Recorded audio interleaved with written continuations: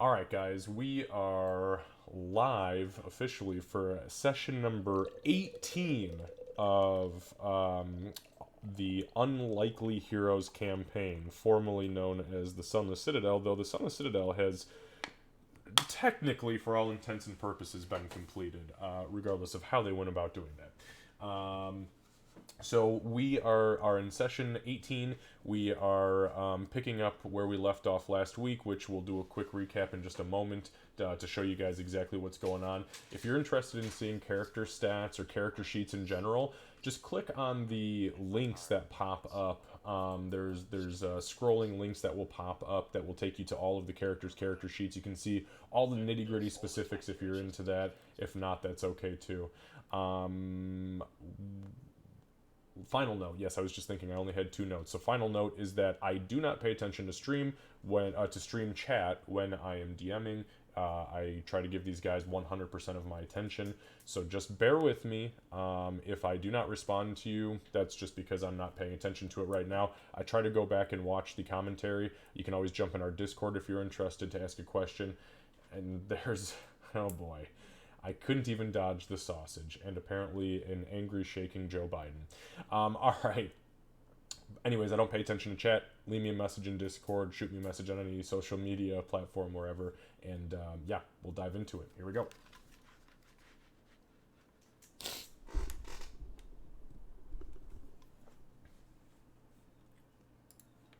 Okay, so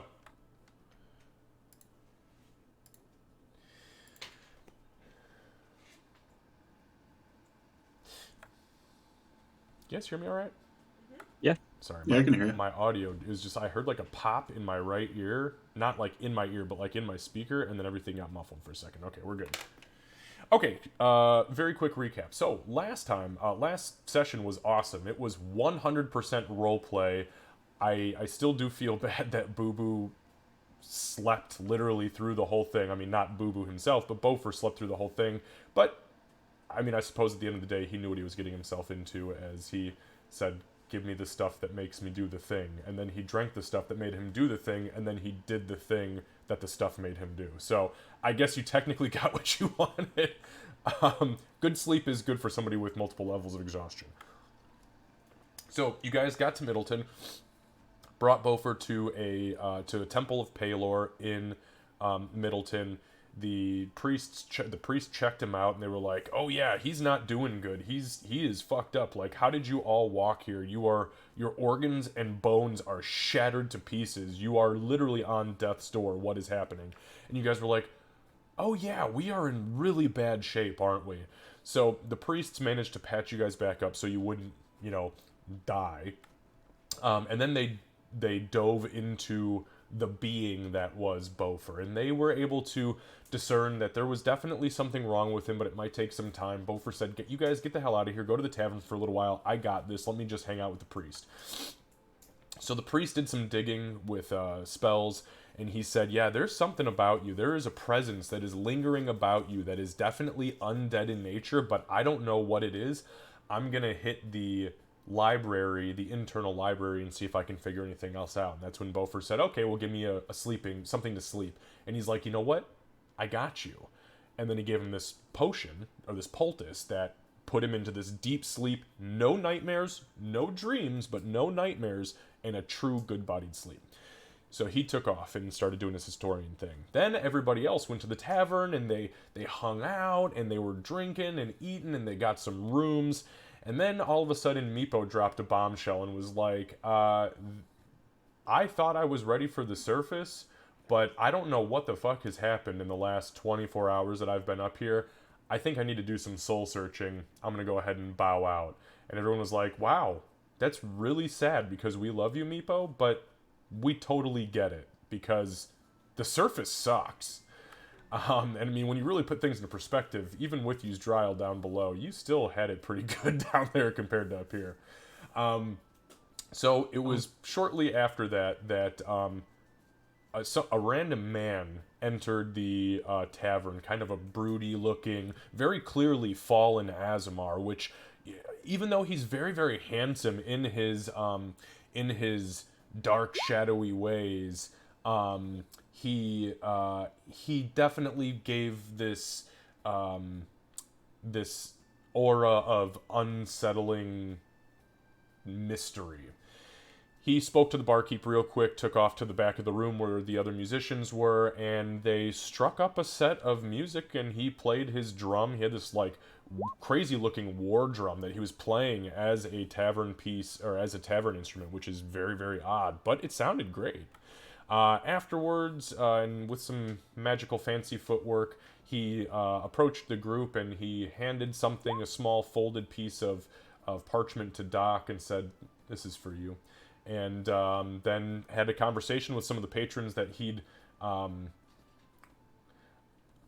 charmed, wink, wink, before he was given a free wooden token to go have a nice hot bath, after which very shortly after which he went and claimed. Sorry. Okay, so after that, she followed Gray to the bath, which is very creepy now that I say that out loud, and Doc went back to the temple, where she was actually informed by the priest, and she realized, oh shit, Beaufort is passed out, like cold. He's not just sleeping here, he is like legit sleeping here. The priest came out though and said, "Hey, I've got some information that your friend was looking for. I can't confirm or deny if this is right, but with the throat demons that you're speaking of, and this crazy presence that's hanging around him, and his lack of sleep and the nightmares, it sounds to us like he is being haunted or hunted by a revenant." And then he gave some details, some in-depth details about what that was and what that all entailed. And then Doc thanked him, collected Beaufort's sleeping body, and brought him back to the tavern, where she laid him comfortably in bed instead of in a pew, for better or for worse. And then that is where we're going to pick up today. So really quickly, I'm going to go over XP from last week. So there was no combat. There was 100% roleplay. Everybody earned 300 experience for roleplay, which put everybody at 6,347. And then she and Gray... That's right, she and Gray, you guys are going to be on the same ticket, Lucy, since you switched characters, at 5397. Sorry, so the number was 6347? Correct, 6347. Okay. And then she and Gray have 5397. Okay. We're all very quickly approaching level 5, by the way. I believe it's 65? Yeah. It's 6,500. 65? Okay, perfect. Okay, notes on my end real quick. So, we've got the recap, we've got XP. Yes, Downtime. I wanted to talk to you guys about Downtime real quick, because it is kind of an important thing to make note of, especially since it's the first time you guys could potentially see yourselves as having downtime. So, there is an alternate rule and rule set inside of 5th edition called Downtime. And downtime means that there are a specific set of activities that if you as a group collectively, either while we're playing or at the end of a session, if you're like, hey, let's take a downtime in between sessions, you guys can take 1 to 2 weeks of quote-unquote downtime. 1 second. So downtime activities include the following. You can spend downtime to attempt to buy a magic item. You can spend your time carousing. You can make magic items. You can craft magic items. That includes scribing scrolls, brewing potions, and crafting other magic items. You can partake in crime. That's right. You can try it. You can roll the dice and see if it happens. You can gamble. You can gamble for a week if you'd like. You can do some pit fighting. You can just spend your time relaxing. Relaxation is very important. You can perform religious services. You can perform research and do some research. You can train, which allows you to potentially learn how to use a new set of tools or learn a new language. Or you can try to sell magic items or just do generic work, labor, shit like that. All of these things come with their different benefits and drawbacks and potential complications. There are dice rolls that are involved in all of them. They don't just happen. For instance, in crime, right? For crime, at the end of your crime, you have to make 3 checks. So at the end of your week, each week is a 40-hour work week, which means 5 8-hour days. You make a dexterity stealth check, a dexterity check with thieves tools, and then a player's choice, either investigation, wisdom, or charisma deception check. And based on those 3 rolls, there is charts that I follow to see what happened. If you fuck up in something like crime and do really, really bad, there's a potential your ass gets thrown in jail. So just keep in mind that there's always a potential to fail in everything you do in this game. But downtime is also super, super, super freaking beneficial. Especially if you're like, hey, we just need to make money. Everyone's going to take 2 weeks of downtime and work. I mean, you guys could collectively raise hundreds, if not potentially thousands, depending on how you roll in gold. Especially since you have a bard in the party. But I digress. So I just wanted to make sure you guys are aware of it. If you collectively decide you want to do it, you are more than welcome to do it. You do not all have to pick the same thing. It's not like, hey, if Lucy's going to commit crime, we all have to do it. Absolutely not. Everyone speaks for themselves as an individual. Any questions about that? Okay, cool. Any questions in general? Any questions I can answer? I'm not going to let you ask your question because you are literally standing outside of a man's bathtub by yourself, so there is no potential for you to do what you want to do. But let me know as soon as the group gets back together that you're ready. And I already know. I actually do have a question. Sure, question, go ahead. So, like, passive perception-wise, do I, like, if I want to know if she's in the room as well, would that be passive perception? Or, Nope. like, because he wouldn't be looking out for it. Yeah, so here's how it works. So passive perception is defined as a perception check that only the DM references versus things that are attempting to hide from you. Okay, so what that would mean is she walks in the room. She does not state she's being stealthy. I say, okay, well, she's a loud, clumsy, potentially sometimes half-orc woman out of her element. This is probably her walking in at an 10 or 11.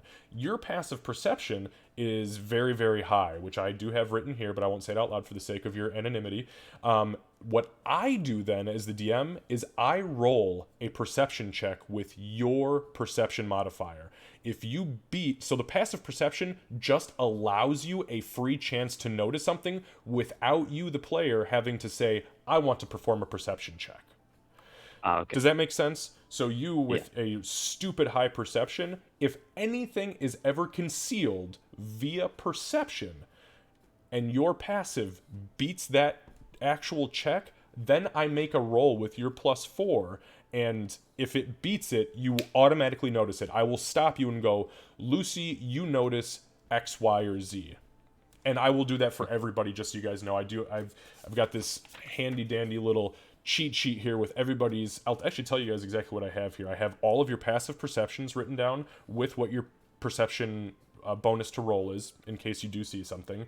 I also have all of your languages, and then I have information detailing your spell DCs and your armor class. So, and I keep very close eye on it. Candace, I'm sorry, you were starting to say something? Yeah, we can't hear you. Muted.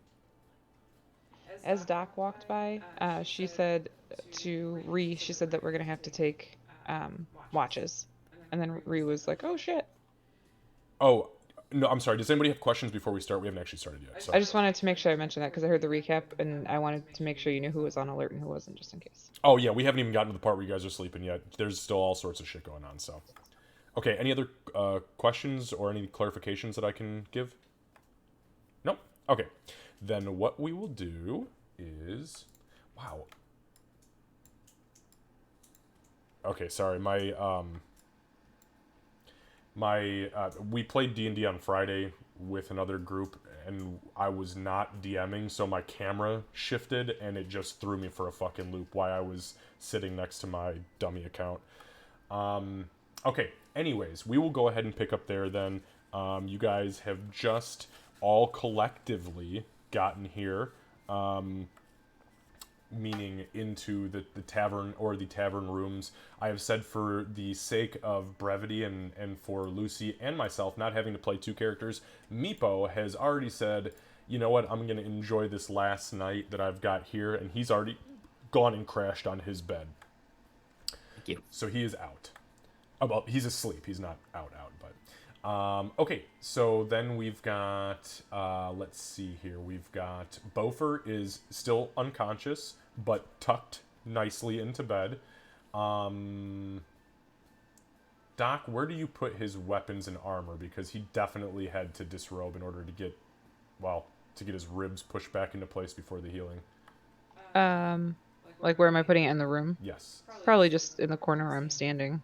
Okay. I mean, there are, like... So underneath these beds, because you guys got, like, what is considered the suites, there are these little, I guess, like... Foot lockers? Yeah, they're not foot lockers. They're more just, like, a drawer that was maybe in, like, in a dresser at one point, but they were pulled out, and one slid under each bed, so you can just fold and put your shit underneath. And then, obviously, stow it nice and easy. It's pretty makeshift. Yeah, I'd put it in a place that made sense, but... honestly, since I was given the information I was given, I'm not going to put weapons on him because I don't fully understand if that means he's going to be possessed or something's going to come out of him. So. Totally understandable. Okay. So, what would you guys like to do? Actually, give me 1 second here. Yeah, so Gray, you get into the bathtub, which has been filled. There's a guy who's been walking back and forth and filling the bucket up. You know, being the day and age, meaning a high medieval fantasy setting, it is not uncommon to disrobe in front of somebody you would consider an attendant. So you disrobe, you know, you get your drums all set up, you fold your clothes real nice, you get into the tub, and the guy just finishes the last 2 or 3 buckets, which he's actually taking directly off of the fire. There's a cauldron boiling water strictly for this bath. He comes over, he puts a little block of soap, like old school, like lime and animal suet soap, and then he leaves you be. He goes back and you hear the sound of chopping, like he's hitting carrots or some sort of celery or root vegetable with a butcher's knife.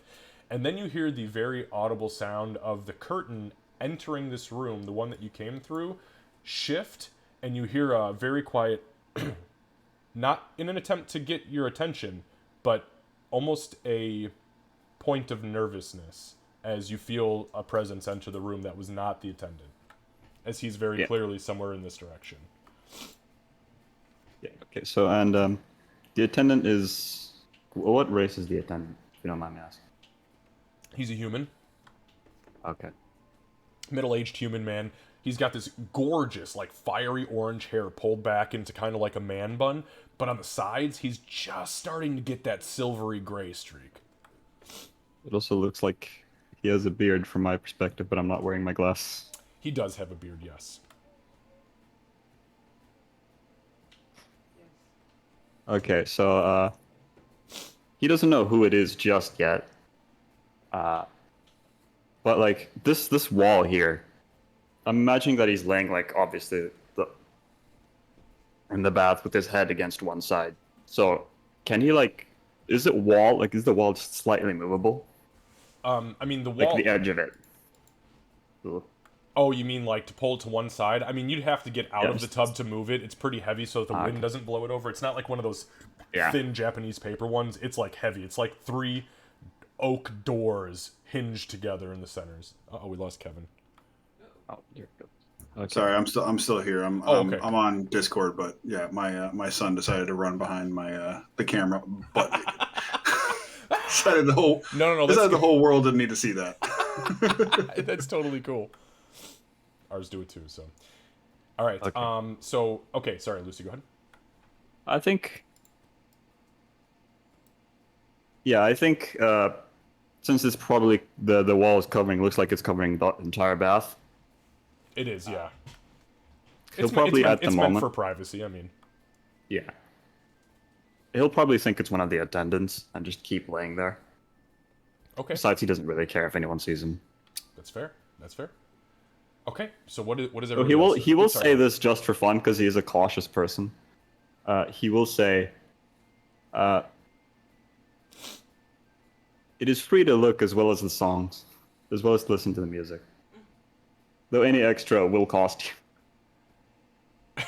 You hear an audible laugh out of the attendant, and you hear a kung as the butcher knife hits the table, and he goes, "Lad, I've already seen everything you've got to offer.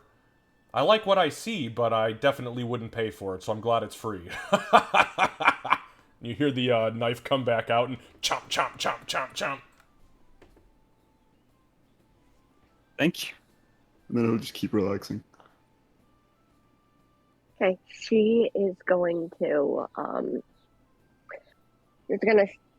check to make sure that her bow's like, on her back, but she's not holding it. She's just gonna shift to make sure that if there's a problem, it's more of a nervous action than anything. And then she's going to go and, because what the fuck does she care? She's going to walk more into the room. Okay. So yeah, as you begin to step more into the room, the attendant kind of he glances over his shoulder and he says, "Oh, excuse me, lass. It's only a one-person tub. You're gonna have to wait your turn." And I'm not here to get in the bath. He kind of turns around now with the butcher knife in his hand and kind of at his side. And he's like, "I'm not being robbed, am I?" No, heavens no. I wouldn't dream of it. Not in an establishment such as this. Oh, thank fucking goodness. I'm really tired of people stealing my potatoes. So, what exactly can I do for you? I know you're not here for me. Oh, shit. And he kind of like glances over and nods over towards the tub. Shit, do you want me to leave? You hear this, Lucy, you hear all of this unfolding. Yeah. He'll get like a slight smile. I'd like to imagine that even in the tub he'll have his hat slightly on. Okay. That's an image. On Asmar. So with the feather just too close to the water. Yeah. So she's going to, for a moment, to say, I wouldn't want to interrupt your work, but privacy is always appreciated. So is coin. He puts the butcher knife down and he begins to walk towards you. He's got one palm just partially open. What do I have on me?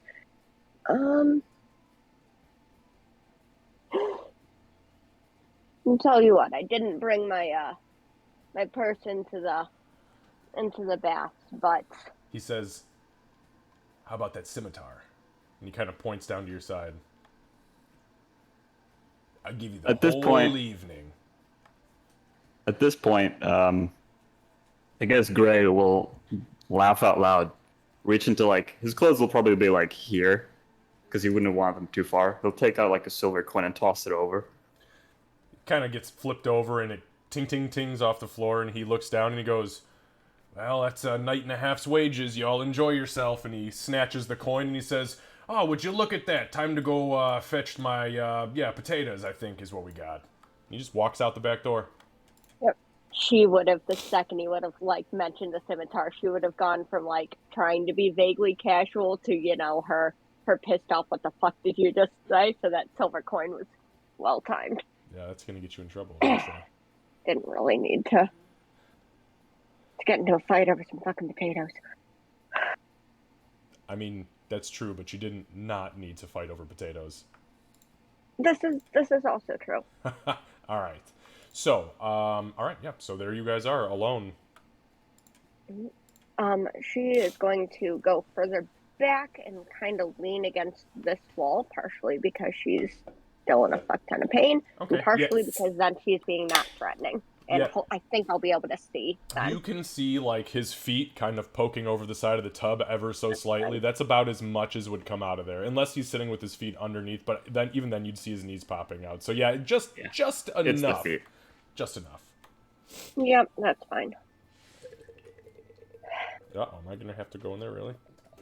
She's going to, because she's not good with social subtleties and niceties.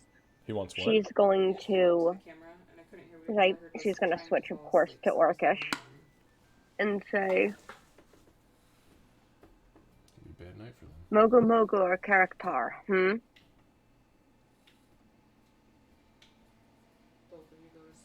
He's just gonna, Gray being the asshole that he is just gonna whistle in the tub and be like, sorry. No idea. Common, please.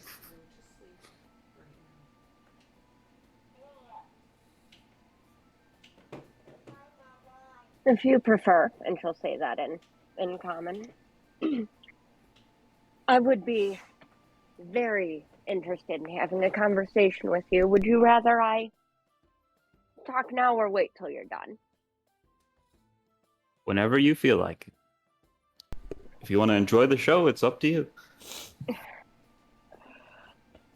Well, considering you just paid...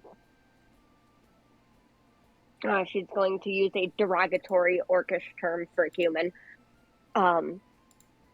To a handsome sum to leave, it seems you had something in mind as well.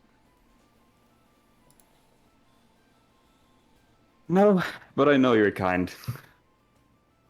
No need to spill blood over potatoes now, would it? Besides, that was pretty entertaining.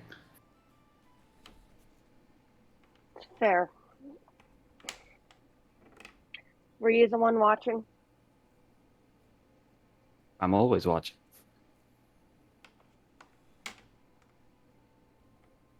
All right. What did you learn?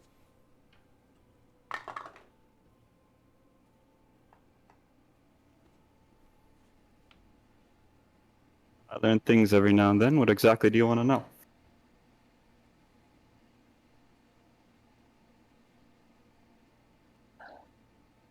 You're going to keep up the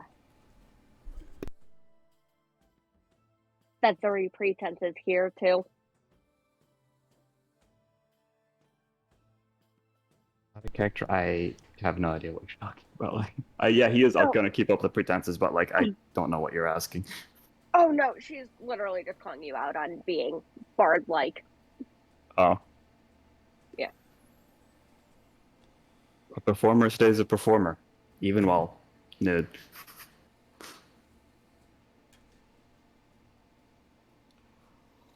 All right.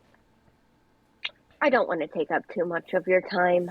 And to be honest, I don't really feel like having a cat coming in here looking for me with a goblin cloak trailing behind. Be pretty entertaining. It would be. But then there's blood and potatoes, and we've already covered that. So, cutting to the chase. And she's going to switch back to Orcish because she knows you fucking understand, and she's not dealing with common.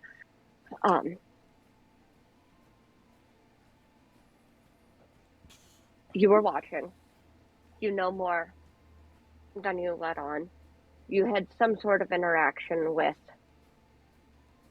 the cat. And you're very obviously trying to get something. I don't know what you want with them. I don't particularly care. I mostly want to know if you have ties with Mogu Mogu or Karaktar, and if I need to adjust accordingly.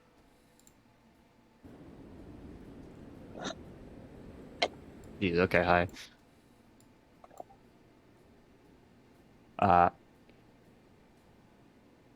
No tires. Not anymore. Just, I learned a bit here and there from traveling.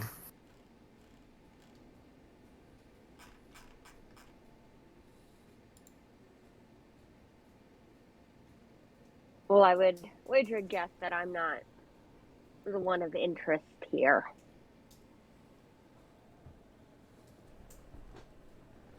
Which one of them is it? At the moment, it's the cat, but we'll see what happens.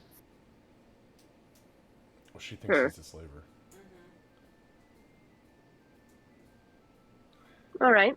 Business or pleasure, then? Haven't found that out yet.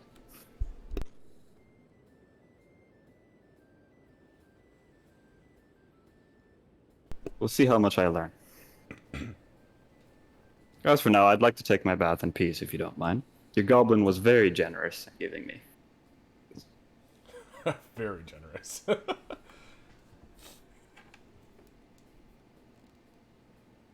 That's fair. As long as your business stays with the cat. All right.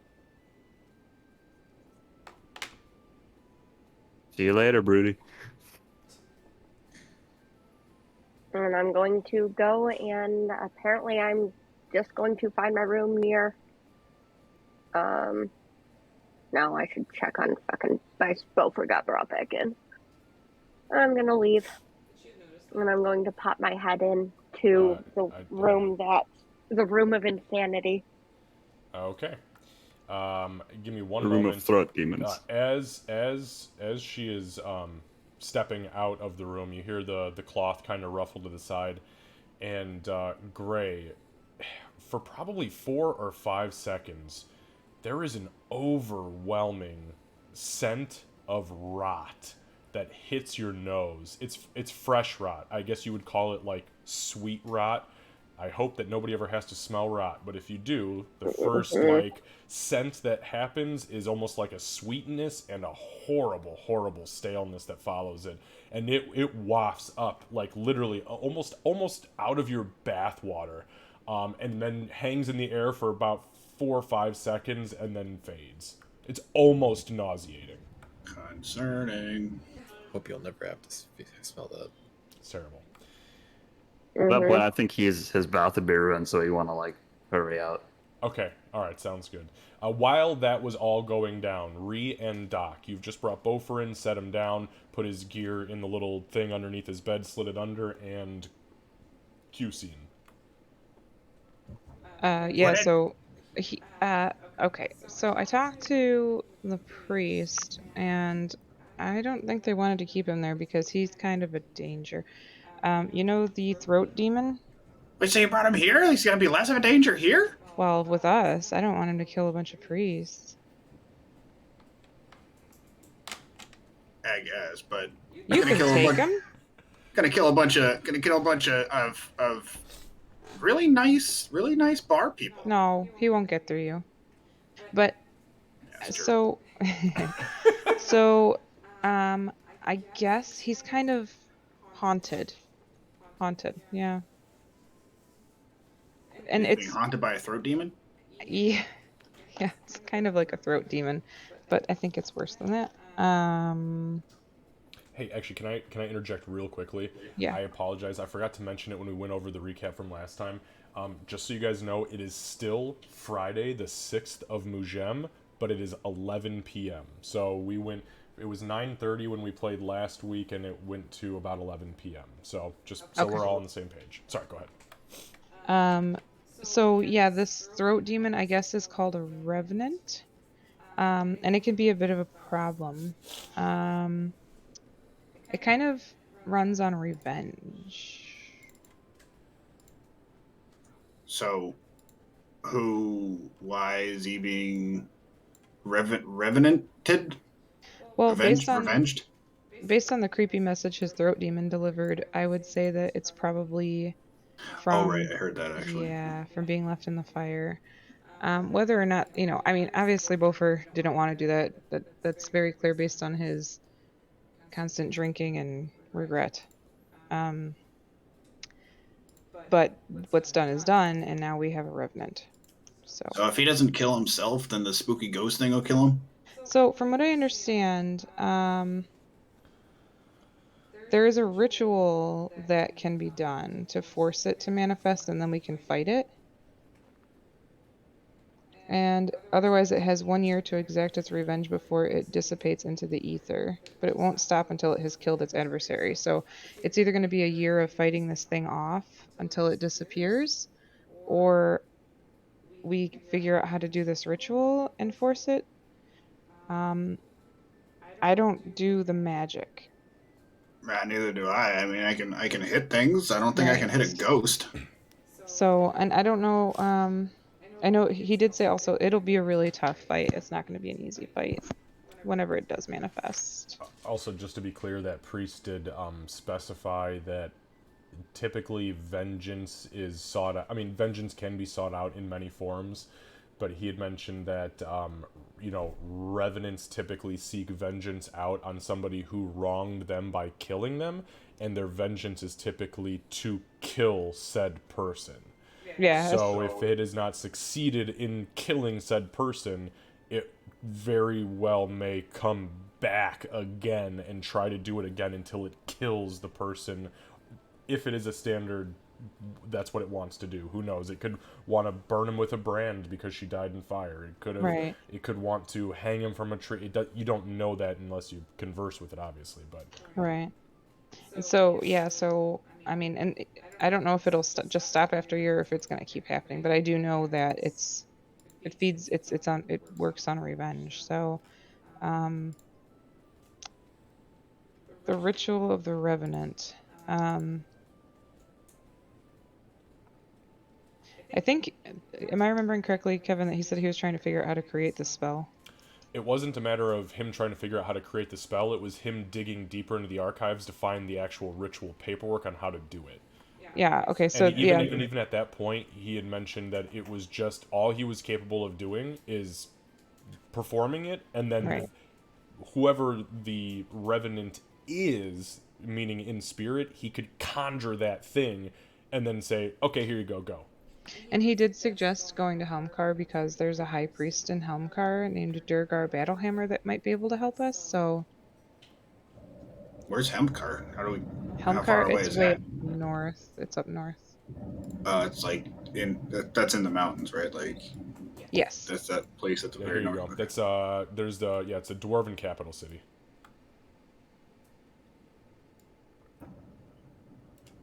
Well, at best we can bring him back to his own kind, and they can figure out how best to help him. So that kind of makes sense. That's kind of what I was thinking too, and especially if there is a priest there that we can. No, that Bibba. One sec, guys.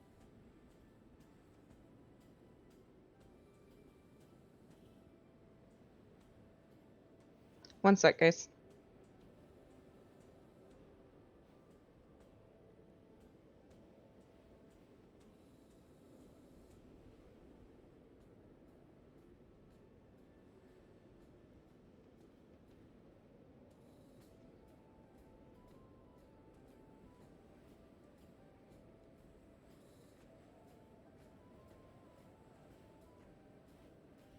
Sorry, our kids are being troublemakers today. Oh no.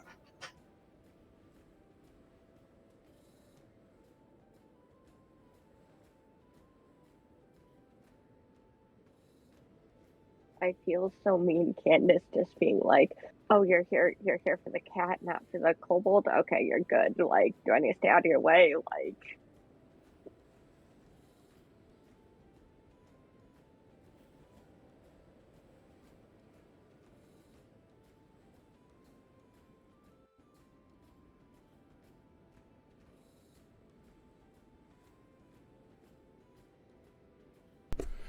All right. Sorry about that. Kids are acting a fool. Nonstop.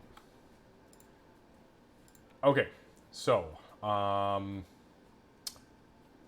where are we at? What questions did we have, and who is doing what?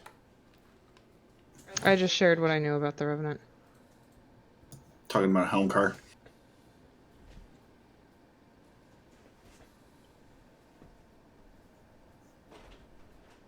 Okay, so it's about this point where you pop back in, you pop your head back in, very tail end of the conversation, maybe catch the last couple of words regarding Helmcar. Wonderful. She's going to pop her head in. She's not really paying attention to the conversation. She's going to take kind of stock of Bofer being passed out on the couch. Rhea and Doc talking together. Like, he alive? Yeah, mostly. For the time being, at least. He's being, apparently he's being hunted by a spooky-ass ghost.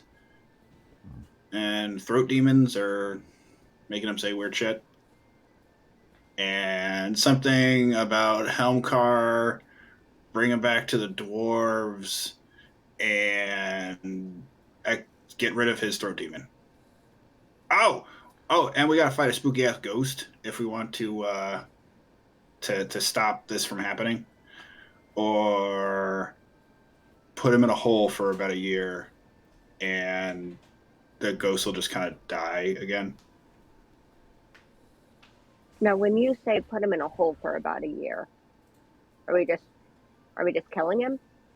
No. I'm saying that if the ghost doesn't kill him in a year, then it just kind of dissipates. So my thought was maybe we put him in a hole or something, put him in a cave, and for a year, and he won't have to fight a spooky ass ghost. I mean, that wouldn't be difficult to do, right? I mean, Meepo lived in underground his entire life on mushrooms and abuse. How hard could it be to just live underground with mushrooms and not abuse? Right? Foolproof plan, guys. Being underground does sound, for a year, does sound less than ideal, but I suppose if he was, we're sure. Why a year? It's just what the priest said. I don't know. Right, and is this ghost thing going to try and take him over again, or? I don't know. I don't fully understand it. He just wants I know to kill that him. it wants to kill him. So I'm not sure if it does it from the inside out, if it possesses him and makes him kill himself. I'm not sure.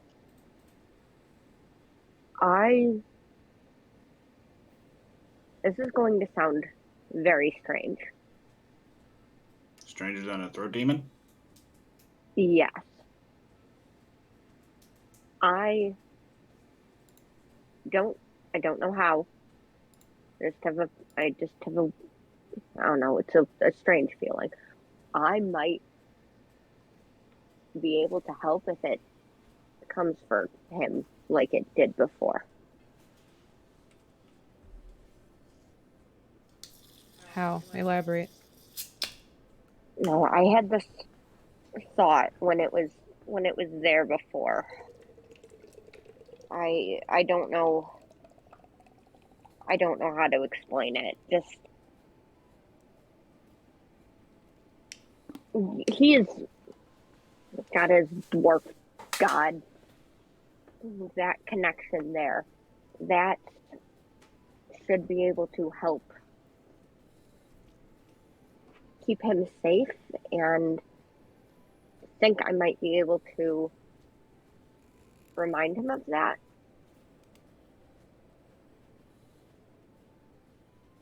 Remind him of his god? How to keep himself safe. I don't know. I think it's kind of like the healing that keeps happening. Not from him. You're not making any sense. I don't know. Just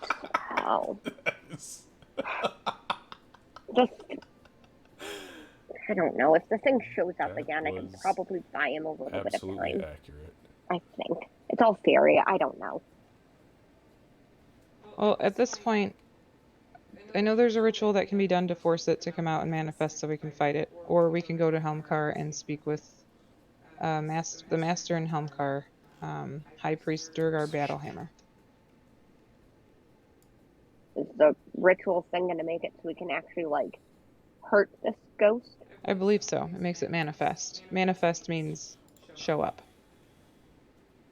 That's what that word means. Okay, how hard is it to get the ritual? Apparently, they're trying to find it. They know it exists. They're trying to find it. I don't know what components are going to have to go into it or anything. I'm not a caster. Hell if I know. But I'm guessing that a high priest might know how to do something like that. Well, I am the Dwarflands that would be an interesting thing.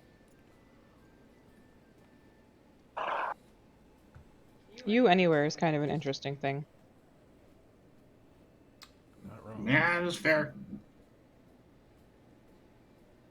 I will say I'm just not comfortable with leaving Bofer sleeping. I think one of us needs to keep watch just in case the throat demon manifests. I'll hang out with him for a while. We could take He turns. is just sleeping though, and she's gonna kind of peer over range. Yeah, Yeah, he's sleeping. He just farted a minute ago. I think that the It's priest not helped bad. him sleep. I feel like I think that's what they had said, is that he asked to sleep. So I don't know how long it will be until he wakes up, but honestly, he was pretty worn down, so the sleep might not be a bad thing. I mean, and it's also possible that maybe if he's sleeping deep enough, it can't bother him. I'm not sure. I don't know how this works. I know that we were able to put people into sleeps that were kind of restful without being full of Intrusive. dreams. Yeah. Mentally taxing. It's like when you get the healing sleep after a fight. Speaking of, when you do you have any more of those bandages left? What do you mean? And she's gonna kind of shift her cloak out of the way and show the giant blood stain. Holy fucking still shit! actively bleeding on her side. Yeah, I could help you with that. Did you already I would- heal her with that? Yeah, with the healer's kit? I used my last charge on you, I think. I'm pretty sure. Not just that, but just so we're all I clear. got one. The healer feat says... No, I know. I can't use it unless they're down. No, it says the creature cannot regain hit points from this feat until they, meaning the creature, finishes a long or short rest. You can only Yeah. do it once per rest. But you also have to be... No, you don't. No, so you can use a healer's kit to stabilize a creature. As an action, you can spend one use of the Oh, I healer's see, kit to okay. tend to the creature and restore a d6 plus whatever the hit dice is. I But gotcha. my greater point there was that that feature only works one time for each of you. I didn't use that on her. I only used a healer's kit to stabilize stop it? the bleeding, yeah. Okay. And I haven't been healed since that. Oh, I since know. that You are combat, fucked. You were in worse Okay. shape than everyone. Then I'll use this for the first time on her, because I haven't used it yet. Okay, so what you do is, actually, if you go to healer, you can just click, you already got it. Boom. As I think max. Yep, that was max. You gain 10 hit points. So what happens is she kind of crouches down next to you, forces you to actually sit down for the first time in probably the last day and a half, as you sleep standing up like a freak. And she pulls out the healer's kit, and you see her mixing some of the poultices together that you've not seen her do before. She pops this thing in your mouth, this goofy looking syringe thing, and says bite down, and as you do so, she pushes this plunger, and this disgusting black licorice flavored poultice goes into your mouth.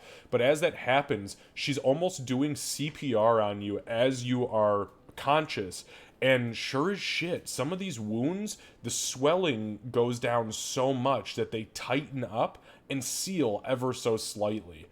You regain 10 hit points from it, and that uses a charge. Now, you cannot use that again until you finish a rest. That is to Kat, not to Candace. Actually, Right. Candace, here. If I give you a stack of note cards, would you just mind keeping track of who you've done per long short rest since everybody rests together? Actually, don't write her down for this one. It's almost 11:30 at night. You guys are going to have to rest soon. Everybody's on the brink of Going to bed exhaustion. soon anyway. So, yeah. You guys walked literally all day and fought. Then she is going to exhale heavily afterwards and kind of feel, and she is going to say a very short phrase in Orcish and then repeat just, "Oh, thank you." I didn't want to ask the priest for I owed you anything one. there. How's your leg? Oh, it's fine. And you look And I'm down, going Candace, to. and Yep, I'm sure gonna as take shit. a look at everyone. Yeah, go ahead and now. make a medicine. Yeah, check. make a medicine check, Cat. And Candace, as you say, I'm fine, and you look down. It actually looks a hell of a lot better, and for the first time since you had it healed, it's the first time you've thought about it, which is crazy considering you had walked all day on it. 13, yeah. For lack of better terms, she looks okay. She's in better shape right now than Beaufort is, but she's still a little bruised and banged up, but she's okay.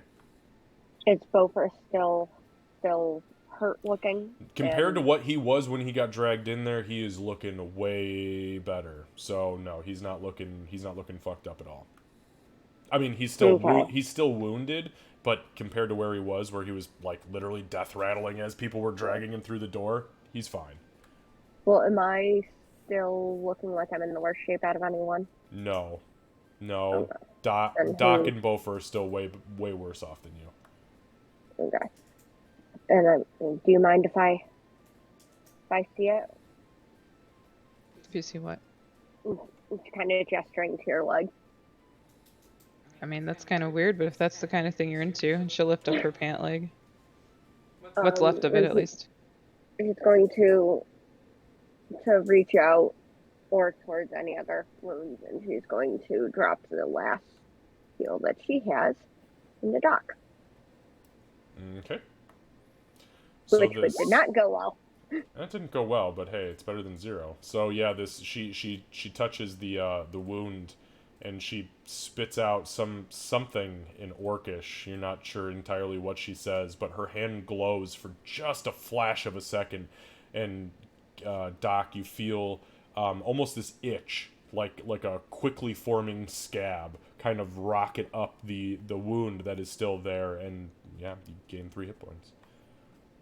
Also, I added your hit points already, but anybody else who gains or loses hit points, just make sure that you add it yourself. Oh, Yeah, no, you added me again. I got you. Don't worry about it. I got you. I'll watch it. Well, no, I had added mine, so you gave me an extra 10 after the 10 I had gotten. Oh, really? You weren't at 19? No, I was at 9, Oh, and then I went up fuck. to 19 after. Alright, I guess, wow, I thought you, okay, you are way more fucked up than I thought. Yeah, you're Yeah, still that's looking way shittier than everybody, sorry. Xavier, just to tell you, on my D&D Beyond, I had 29 hit points. I just adjusted it on Roll20 if it changed for you. No, I thought, I've seen 29 this whole time. Oh, okay. I have bars turned on, I don't know if you guys see those. Do you guys see those or is it just for yourself? Oh, okay, see, I see everybody's, so, yeah, I forgot you can set it to see your own, so. But thank you, Boo Boo. Doc will repeat the Orcish word, as to her best ability to say thanks. And she looks at, you hear her say in crude Orcish, cure the wound. What the fuck? But she says it like, did that. Thanks. Cure the wound. It's gonna give you the weirdest fucking look for a moment. She's like, if sorry, if there's problems, come and get me. I'm gonna sleep, okay. and I'll keep an eye on the kobold. Okay. All right. Lucy, at this point, Gray has dried himself off, gone through his, I'm sure, elaborate bardic drying routine, making sure every nook and cranny is in good condition for walking, and has re-robed and donned his weaponry. It is extremely late, though. We're creeping up on a little after midnight here, so what is he going to do? Like you said, it's like almost midnight, and he had a bit of a stranger day than usual. So I think he'd also just go straight to bed. Honestly. Okay, now It's this one on the right here, because I did ask for a room last time. As Gray walks by the room, real bad. Good night, Gray. Yeah, Like, go ahead. He'll be surprised for a second and then just nod, continue. All right, so Gray, you see. Oh, Sorry, you're going. It was up, right? yeah, it's the up one. Okay, that's what I thought, and then to the right. All right, there you go. So there's your room, buddy. Awesome. Okay, so Gray goes and he goes to sleep because it is late as fuck. Absolutely. Doc, Ree, you two are the only ones left awake. Everybody else is sound asleep. What would you two like to do? Do you want first watch or second? Yeah, I'll take first watch. I mean, everybody else needs a rest. I'm feeling relatively all right. So She lays down like right away, even without the rest of your explanation. Oh shit. Okay. Good night. Now, when she gets into bed, I'm sorry, does she get onto all fours and like walk three Yeah, circles she while goes like in a leaves circle, the bed? and then she like curls up. She curls up like in the fetal position when she sleeps. That's fucking awesome. Okay, so All right, and Hard to then believe she'll kill you in your sleep. She claws the mattress a little bit.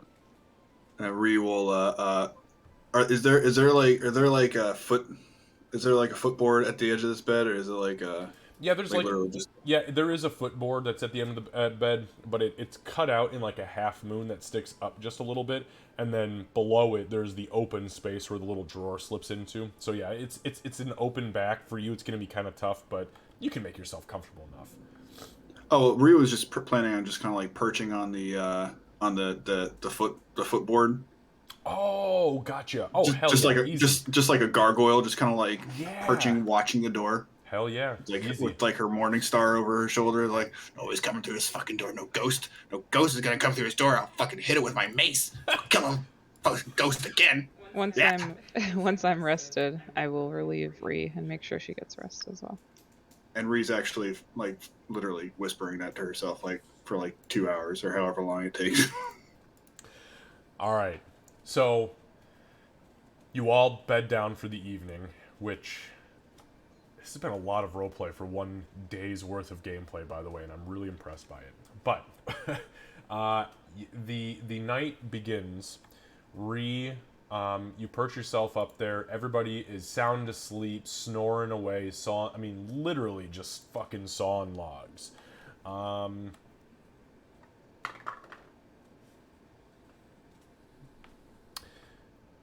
There is a good part of the evening, meaning into midnight, 1 a.m., 2 a.m., 2:15, 2:30, that you hear patrons leaving.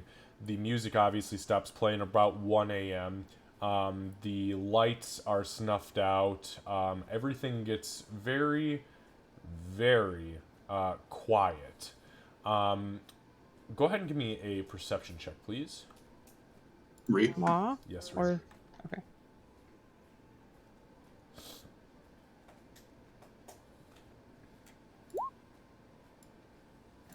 Not great, not terrible. Okay. Literally middle of the ground. And that is, give me 1 second. Okay. You hear something outside the door in the hallway. It's weird shuffling, like somebody got shot in the leg with an arrow and they're dragging a bum leg. Just kind of this doof, shh, doof, shh.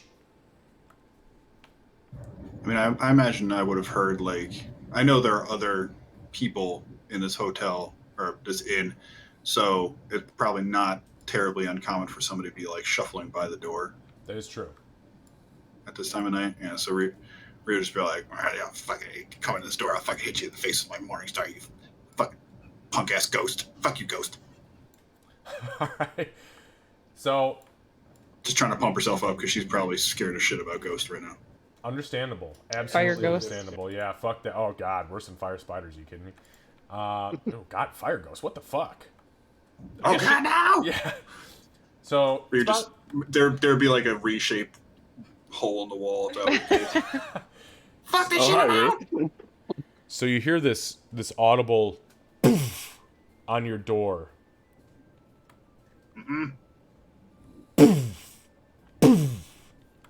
Nope. You see a hand burst through the door. Give me 1 second. We got to do some initiative rolling. Oh my god. Holy fuck! It's happening. Everybody roll for initiative. Okie dokie. You have to roll too. Oh yeah. I got a Okay, good I'll one. get Meepo's sheet open. Oh no, not Meepo. Sorry, Oh, okay. not Meepo. No, I wasted Look at us. money on We're that. sleeping, and this is the highest initiative we've ever had. I am fully regretting wasting a 3-point heal on you at the moment. Oh, Hey, that's a lot of It's not a waste yet. If I live through this, then it was a waste. Oh god, boy. stop. That was it. Okay, has everybody added their initiative? This includes Yeah. Bofer, by the way. Oh, Yeah, he Bofer did, already he rolled. did. Goddamn 20, man, you were sleeping good, son. Okay, so everybody got theirs. Just to confirm, we've got Ree with a 19. Meepo, we're going to pull. I got 22. Give me I one don't sec. Yeah, see myself it in the added 9. tracker It's at all. put it in as a 19. That's weird. Maybe it just had it saved from last time. Did you collect yourself? Oh, it would have been a Nice, 19 nice. as a +3. It's 22. Yeah, no, I see it It's a as 22 on the turn order. Turn yeah. order. I just changed it. It wasn't. It was literally just a 19, so. Weird. Oh, that's weird. Oh, wait, no. I've got you added twice, Ree. You're literally in the turn order twice. That's weird. I only see Ree once. That's Yeah, me odd. too. What the fuck is going on? Hold up. Yeah, I don't see myself in the turn order at all. I don't only see a couple of lit- us in there. Yeah, I don't see see. her either. Did you click yourself before you rolled? Hang on a second. Hold on. Give me one sec. Let me take a look and see what's going on. We got some fuckery afoot. I see she with a 4. She was a 23. Yeah, I saw that too. She has a 23. That's what I see. Yep. Okay. Why is there so much fuckery? That's weird. So we got a 23. Doc with a 14. 21 for me. What the fuck? I think It you're didn't seeing the do it. zombies initiative. No, I'm not. I'm literally looking at yours because I have 2 dummies. I've got 2 dummies on my end. I mean, by dummy, by the way, I mean I've got a dummy account. 1, 2, 3, 4, 5, 6, 7, 8, 9. Oh, all my guys are squared away. Yeah, it fucked up on my main account. That's weird. Okay, so she 23, Doc 21, Yes. Gray. I got a 12. Okay, see the 12 added, right? Bofer? Yeah. Right now I'm at a 18. Yeah, it's so weird. It says 21 on my side on the turn order too for me. Oh, you know what? I know exactly why it's doing this. The last time we had a combat, it was on another map. It's adding different instances of your us, characters because I have yeah. to create new instances of your characters on every single map that we have if there is an initiative order. That's what's happening. Stupid piece of shit. Okay, either way, Ree was a 22, right? Yeah. Perfect. Okay, let me get the turn order squared away. While Xavier's doing that, I was just in Discord with Kata, and he's like, well, first off, he said, "Sorry, Xavier, I forgot to send the tree picture." Oh, that's right. Second off, I made a joke about like, well, it doesn't seem like there'll be any combat soon. And he's like, ha ha, combat, 1,000 enemies pop in. And then As you said, roll initiative. Jaeger bomb, baby. So Kata can see the future. So. Right, pretty much. I don't like it, but I accept it. Okay, so this is a surprise round, so give me one sec.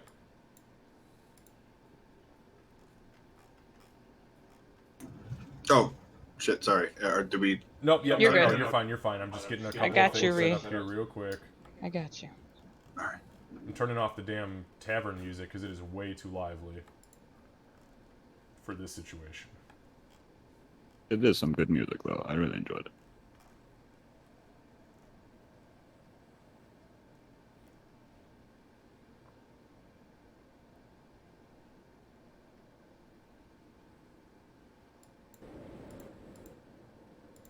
Also, it is still windy as shit outside. Okay. Still raining? Wind just Yeah, mega yeah, picked you up. can hear some rain kind of hitting the side of the building. All right, so she is sleeping. Ree, it is their surprise round, so we're gonna pass you, Doc, Bofer. Give me a moment.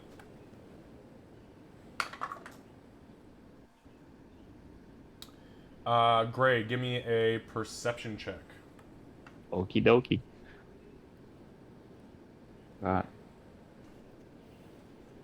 The zombies are not showing in the turn order for us, just saying. I know, they're hidden. Okay. Because all the doors are closed, nobody can see them. Gotcha. 18. 18? There is an... Yes. Okay, so there is an audible on the door, which immediately pulls you out of your sleep. You look over at the door. Do you have dark vision? I do. Okay, so you look over, and the whole room is black and white, but you see this hand that is burst through the wood of the door and has got these gnarly, rotting fingers. Like, you can see some bones, but some flesh. The hand kind of, like, grabs down on the wood and tears a hole off of the wood. The hand reaches back in and goes for the door handle. The door swings open. And you see this woman standing in the doorway, completely zombified. Just literally everything about her is at least in the very early to mid stages of decay, with these little red pinpricks of light in her eyes as she... Okay. Yeah. She does not attack you. That was her attack, was to get the door open, so she stops there. Okay. So... sorry, go ahead. It's not your turn. Sure. Okay. What, do you have a clarification question? No, I'll ask it on my turn. That's fine. Okay. So, Doc and Bofer, please give me a perception check. Bofer, yours is at disadvantage. It's nat 20, so 24. For moi. 8. Okay, so Bofer, you are still sound asleep. Doc, you immediately, your eyes, boom, pop open as soon as you hear the first, then a second, your eyes are already open and you're looking around. The third, and you see a similar hand through the door, reach down and flip the latch on the door. The door swings open.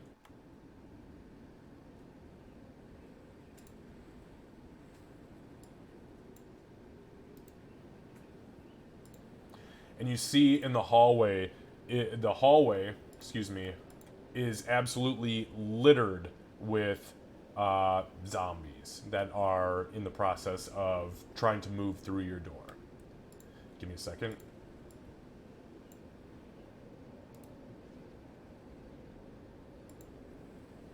Super weird.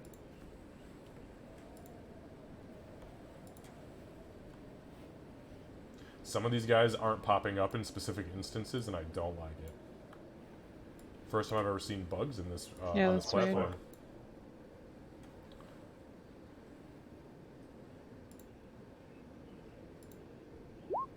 Sorry, I had to because I had to add a new instance. I had to add him. So, okay. Anyways, so yeah, that.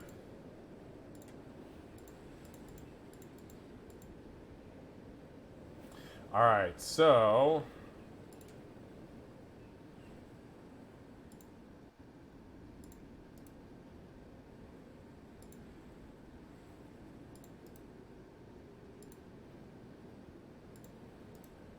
Oh, I just saw a few more. Yep, they're popping up Yeah, now. they're popping up now. Yeah, I figured I'd just add them all now because I don't want the headache later on. Then I can just go back to doing normal things. Okay, so this guy over here, he is going to begin to wander this way. 5, 10, 15, 20, 25. So you see a zombie, this male. These guys all appear to be wearing commoner's clothes for the most part, from what you can tell. This guy enters the room, Gray, and he kind of pushes past the woman in front of him, who's in the process of already reaching down at you, and he kind of just comes down at you with what it looks like he's got some sort of sap. Now, saps are like the kid version of a club that are usually given to like town guard to knock people unconscious. They're also very popular amongst like brigands who will use them to knock people out. So he swings that at you, and that is going to be a 19. It's... So boom, he cracks you across the head for 7 points of bludgeoning damage. He continues to scream and growl at you. Ow. Yikes, that was one of the dice I got on my own bath bomb. I should not use that one again. Alright, Gray, it's your turn. Okay. Now, I know we said we were going to do a surprise round. If you woke up during Yeah. your surprise round, I'm still going to allow you to. Or if you woke up while something was interrupting your surprise round, you will not suffer from that. Okay. Gray sees two people. He knows he's in a bad spot. He doesn't really have any spells that are great against. Actually, yeah, this is what I wanted to ask you last time. Gray, it's very obvious that undead are stupid. But how much would Gray know about like undead's intelligence? I guess. They are undead. Okay. They are dead.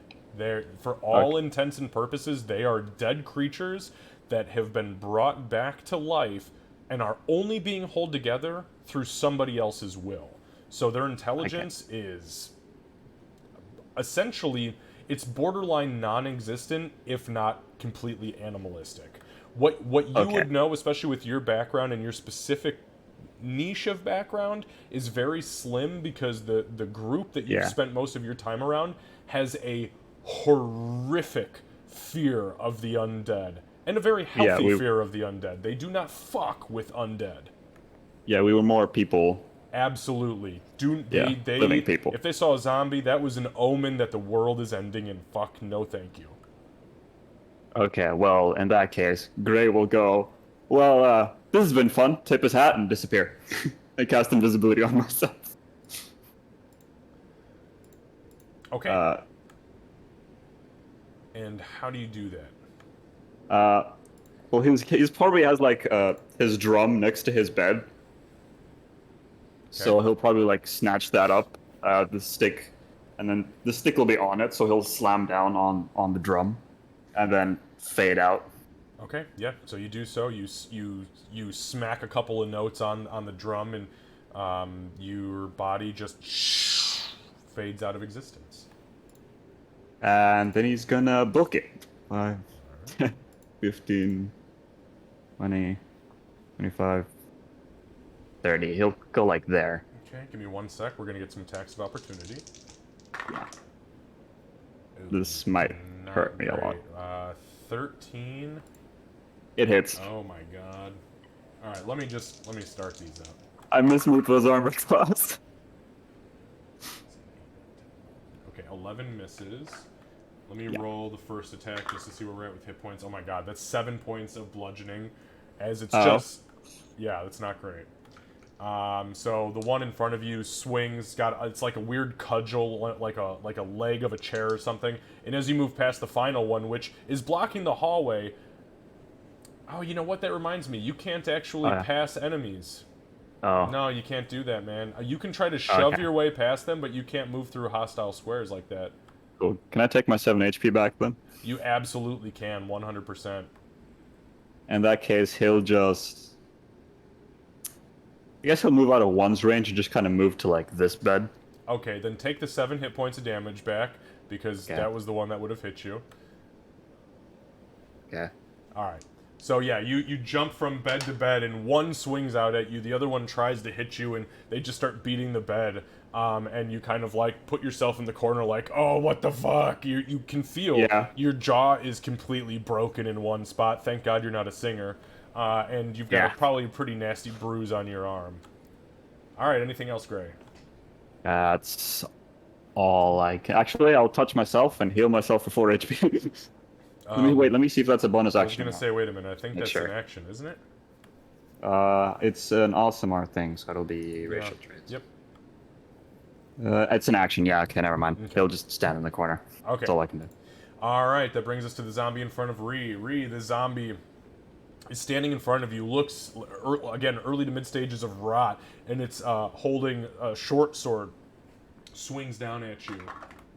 And that is, no, that's a 7. So completely just whiffs it. This one... Oops. So this one just kind of comes over here and stops. All right, I need you to make a perception check, please.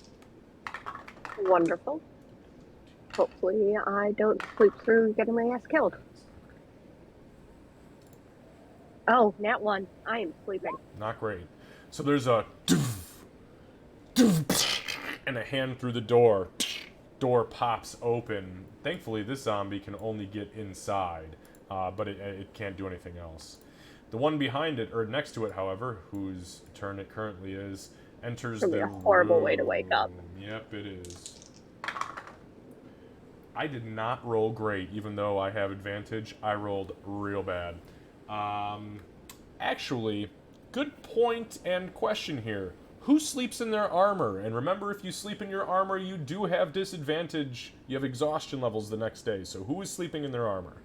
Okay, then my armor is even less. Yeah, you can't comfortably sleep in armor. Trust me, I've tried And it. do we lose our dex to Yes, you AC if we're asleep? Yep. So I'm sitting at just flat-footed base then. So you're 10? I'm losing my... I'm either 10 or 11. I was just curious, because if you have natural armor, that is what will impact this. You know, I don't... Not with this one. This is going to be very painful. Hey, thankfully it's not a crit. Candace, I regret healing you. 3 points of bludgeoning damage as a cudgel comes down and smashes you across the head. You are definitely 100% now awake.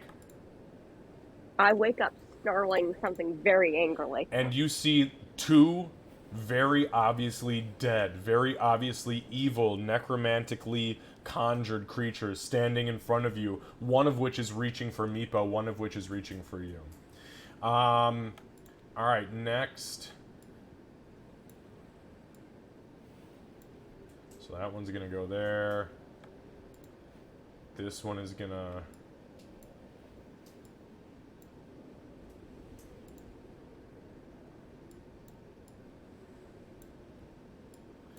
Okay, they're shambling. I cannot believe this fucking guy rolled a -1. How lame. Sucks to be that zombie. Alright, back to the top. You are awake. And probably not very happy. That's Ree. No, Oh. she... Wait, what? Ree is 22. Whoa, weird, you guys. On my screen... Yeah, on I my have a screen, and 23 in she... there. So super weird. On my screen, I'm showing that she is active here with a 23. Right? She has an 18. But no, I have a nope. 20, yeah. What I'm telling you is on my screen, though, Right. I'm not disagreeing with what you're saying. On my screen, I am seeing that she's got an 18. I'm also seeing another 2 instances of Doc. It's like it's duplicating you guys. Again. Yeah. What the fuck is this weird bug? Hold up. I gotta delete some shit. Did you have the turn order window open the whole time, and then before we went into initiative? I didn't, no. No. All right, what did you have? 18, I see. I had a 23 because I rolled a nat 20 on my initial. Oh, it is That's a what 20. I thought. Okay, that's what I had. All right, there we go. Now it makes sense. So yeah, so the issue is if this is the first combat we've had in a specific map that is set up in the maps, like in the overall Roll20 maps, it will grab your last instance of your character. Your last instance of your character is not the character that's here. It's adding something else. So it will add 2 instances of you, give you whatever you rolled the very last time we had combat, plus the new one with the new one, and it just fucks everything up. So I think we're on track, though. So, 23. Sorry about that, you guys. Okay. I'm figuring this out still, So- too. I wake up. I'm pissed as hell. There's 2 fucking zombies. So I'm going to reach over. I'm going to grab the blades because I don't sleep in armor, but of course I sleep snuggling my sheathed blades because who doesn't? That's a fair point. And I'm going to draw both of them, and ain't nobody killing this little hunter. And I'm going to swing for the ones that are on Meepo. Okay, yeah, that would be the one right here. It's the one on the After. left. Yep. Perfect. Go ahead and give me some Yeah. attack rolls, please. I'm not even awake enough to call one of them prey. I'm just pissed. That's pretty fair. So let's do.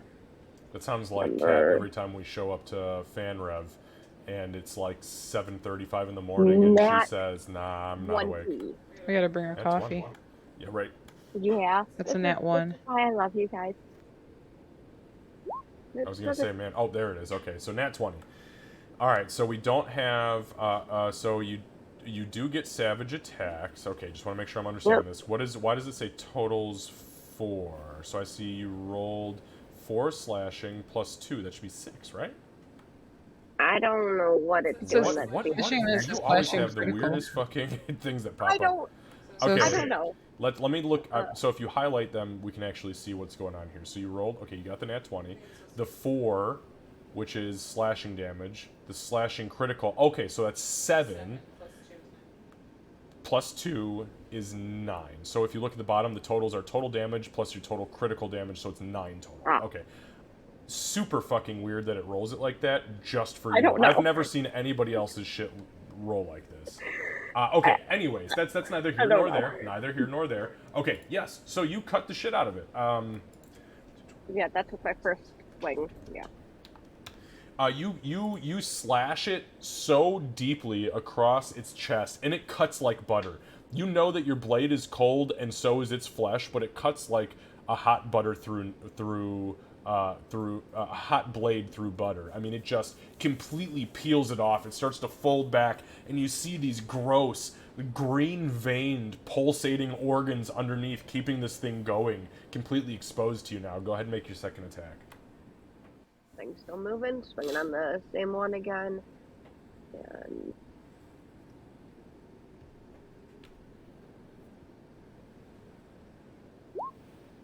21 definitely hits. You can tell, especially you being somebody who hunts prey often, these things are very slow, they're very sluggish, they're very easy to hit. 4 damage? Alright. And that. So you've effectively all I can reduced do this other thing than- below yeah. half of its total, which means that it's obvious to you that this thing is teetering on its last leg, quote unquote. And it's not a very tough creature to face, as far as being able to hit it. So, okay. Anything else? I just want to make sure that I'm, as upright as I can be considering the situation, and they didn't yell to wake me up. So I'm going to assume that they did not do well in their watches, so I'm going to just bellow and Give me a perception check. Okay. Yeah, I would have. I think Reed did yell as soon as like something punched through the door, but you're sleeping. yeah, well, I rolled a nat 1 on my perception, so I'm assuming it's your incompetence, not So, mine. with you standing up on the bed where you are and seeing straight across the hall to the other bed, you can see clear as day that Beaufort is still laying in bed, at least down, and it is clear that Ree is winding up to knock the fucking block off of the guy in front of the door, but the hall is packed with corpses. Okay. All In right. that case, I'm not gonna yell to wake the fuck up. I'm just going to, oh fuck, which translates across all languages, and that's my turn. All right, Ree. All right, Ree will. She's been pumping herself up all night, and she will immediately jump into a murderous rage. Ree! Oh god, here we go. Ree! And she will attempt to, yes, just like you said, knock this guy's block off. So the door is like torn from its hinges. No, right it now? hasn't been torn from its hinges. It's just been open. So it punched a hole through, reached in, and like yanked the deadbolt off, and then popped the door open. So the door is opened. It's been pushed, I should say, inwards towards you. All But right, there's yeah, a pretty she sizable will- hole in it. Yeah. All right. Yeah. She will, in an upward arc, kind of try to get this thing under the chin. And let's see how that goes. Huh? Yeah, 13 Six. hits. 6. Yeah. Nice. Easy to hit. 6 with the rage damage. really wish it would add the rage damage in there. It honestly it's super weird that it doesn't. I'm thinking that with Wizards of the Coast acquiring Roll20 in this They might crazy fix that later. hashtag Yeah. hostile takeover, that this shit's gonna get fixed. At least I hope so. There's also word, by the way, that they've got their own virtual tabletop platform that has been in the works for years, and it's coming, and they intend on buying out Roll20, Foundry, Virtual Tabletop, all of them. They're just gonna say, "Fuck you, it's ours." They're just gonna monopolize it all. Yeah. Okay, so you smack. It makes this it better thing. than I'm fine with it. Yeah, I agree. Yeah. So you smack this thing under the jaw. You see its jaw completely separate from its face, smash off the wall next to you. Doesn't seem to phase it in the least. Oh fuck! It's one of her fucking throat demons. All right, Doc. Sorry, Reed. Did you have anything else? No, just screaming in rage and terror right now. Okay. On that note, Beaufort, give me a perception check. With disadvantage. Nope, just regular. Okay, you're still asleep. Alright. Doc. All right, I have 2 questions for you. Okay. I did not announce that I was taking my armor off. So was I sleeping and going to have a level of exhaustion, or would you want to say You that I tell took me. it? That was I asked everybody as a retroactive thing. That was like my one freebie because I know we've not talked about it before, but I didn't specifically say it, so I that's why I was... assume we are. I mean, would your character have taken her armor off? Probably. Okay, then take the armor off. All right, I just was curious because I made a big point about going in a circle and stuff. And then the other thing is, are we still on? We haven't had our long rest yet, correct? Oh God, no, nope. Just not making until sure. not until you actually finish the 8 hours. Okay, just making It's sure. only been like 3 hours. About 3. Right? Yeah, it's about 2:30, 2:45 in the morning when this happens. I have a pretty clear shot of that zombie in the door, right? Very clear shot. Okay. Especially considering how small Ree is and how big you are. So I'm gonna grab Actually, my... that's a sorry. Quick point to note: this is not a very tall, ceilinged tavern. It's very, very small in its stature. When you stand up on that bed, you touch like your head brushes the ceiling. Okay. I'm gonna stand on the bed and grab my hand crossbow Mm-hmm. and shoot at the one in the doorway. Perfect.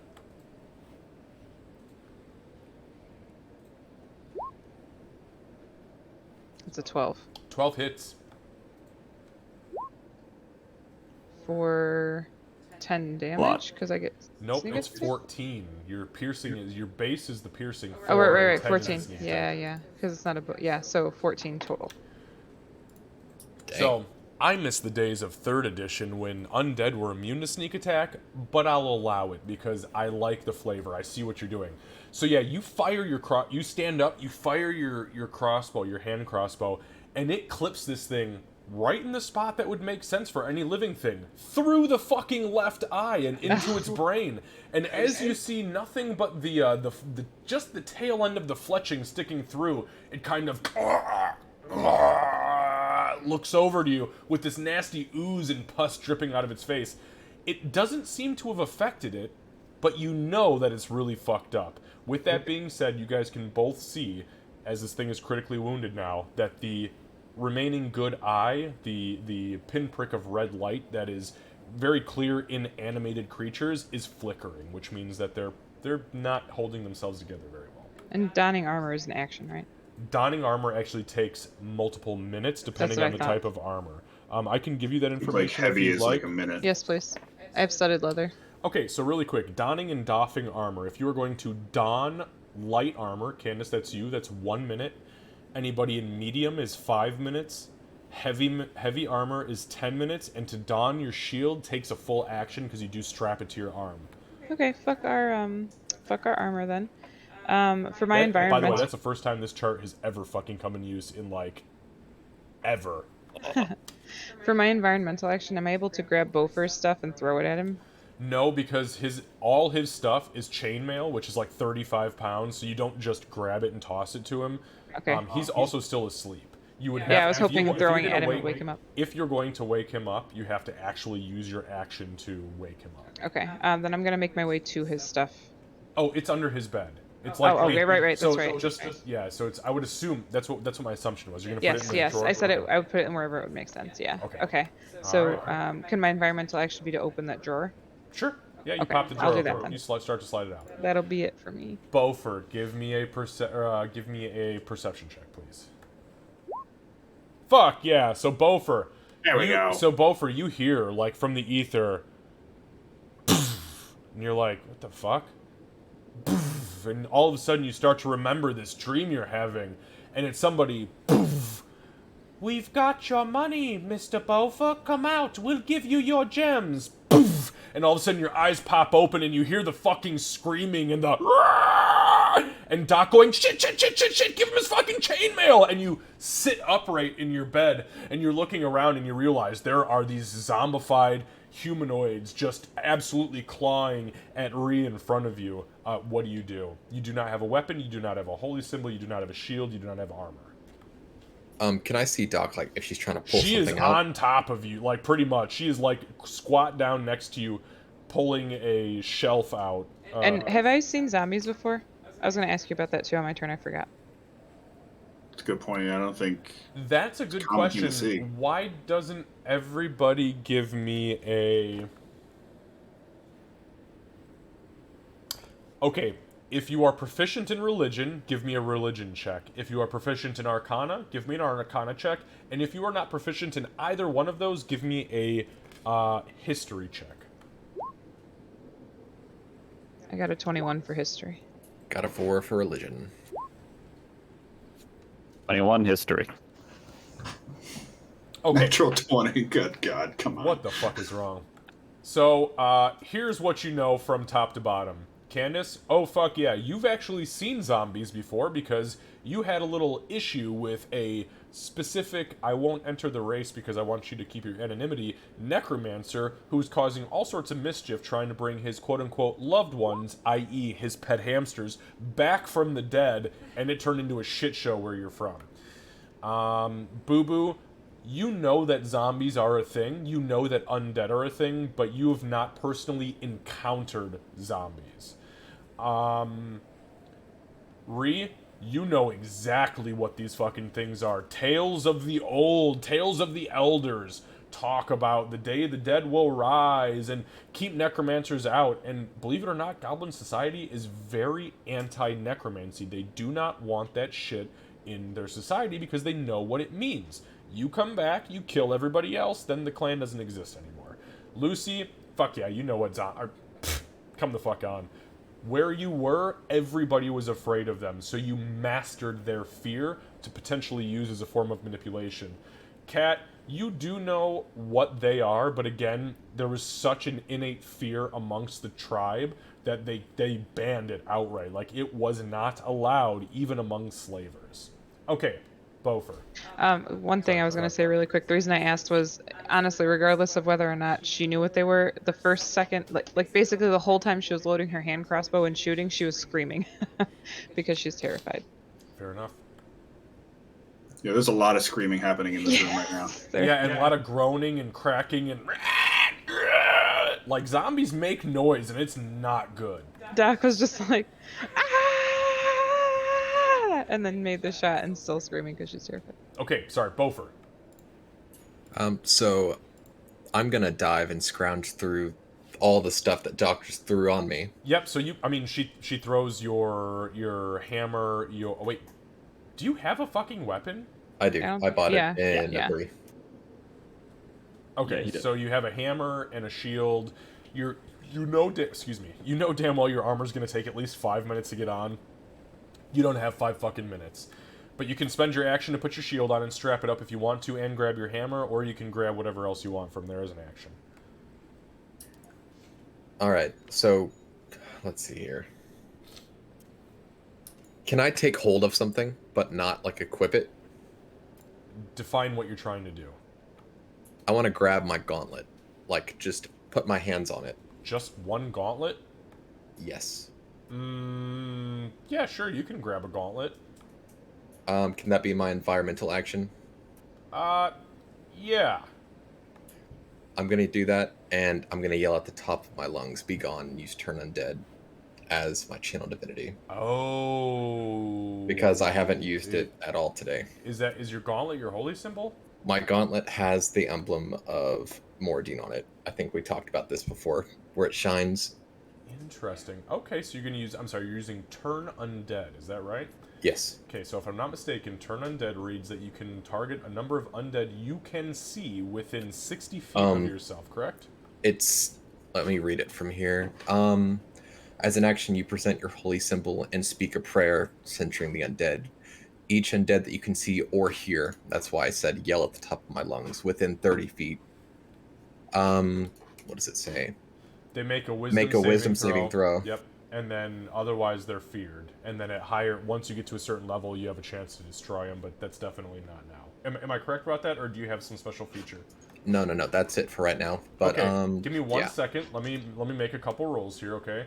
I'm gonna say that there is no way you can hear the zombies a room over, but you can definitely see 1, 2, 3, and you can hear another 3. So are we okay with 6?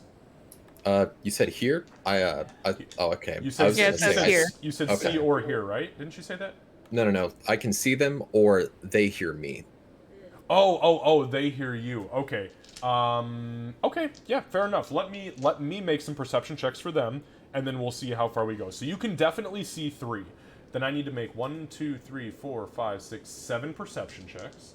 And this will be versus a DC, we'll say 10 for the ones in the hallway, and 12 for the ones in the next room. If that sounds, does that sound... I was thinking 12 when you said it when I was thinking it, so that sounds good to me. It's at your discretion. I just want to make sure that we're both in understanding, these things do not have great perception.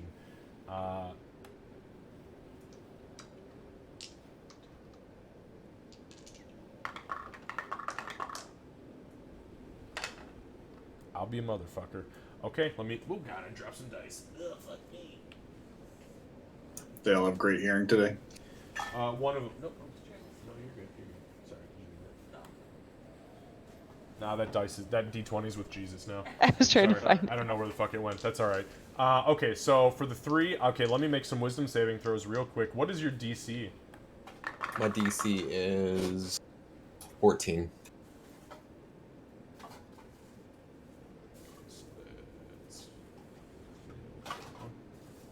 And I think that's wisdom? Yeah, it is wisdom.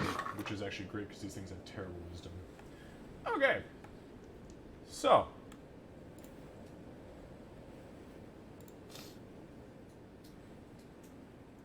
I'm going to put a little lightning bolt to show... Actually, no, hang on. I'm not going to do lightning bolt. What am I going to do? Where the fuck is the angel wings? There we go. Turned.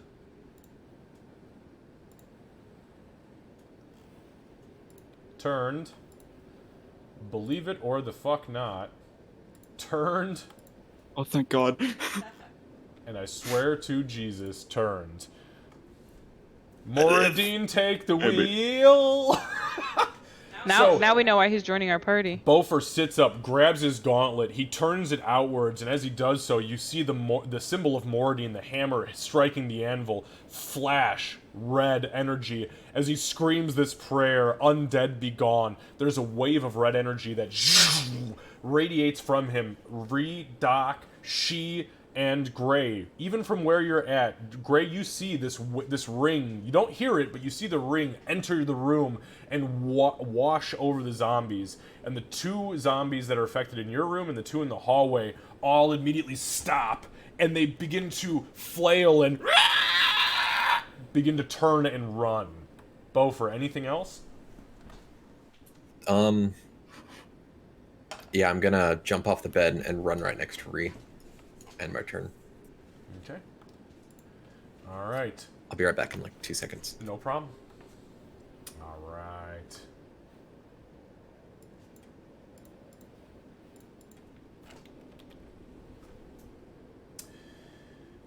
Let's see here. Divinity.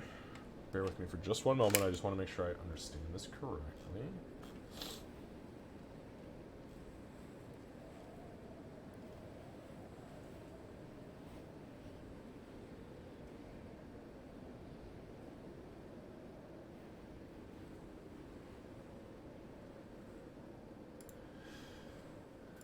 Okay, so, Gray. Yes. So the zombie, the female in front of you, as soon as that hits her, her whole body begins to glow, almost as if it's on fire in some ethereal form, and she begins to run away from you. Do you take any attack of opportunity, or do you just stay invisible? I think he'll just stay invisible because he wants to see what the other one does. Because he saw 2 of them, so. Yep, and the second one also turns and runs out of the room. 5, 10. He's gonna stay invisible for now. Okay, fair enough. Alright, Gray, it is your turn. You literally just got saved by fucking Moradine. Like, Yeah. you, like, with the turn order and how those rolls happened, you literally just got saved. He doesn't exactly know what happened. He just knows something happened from the other room.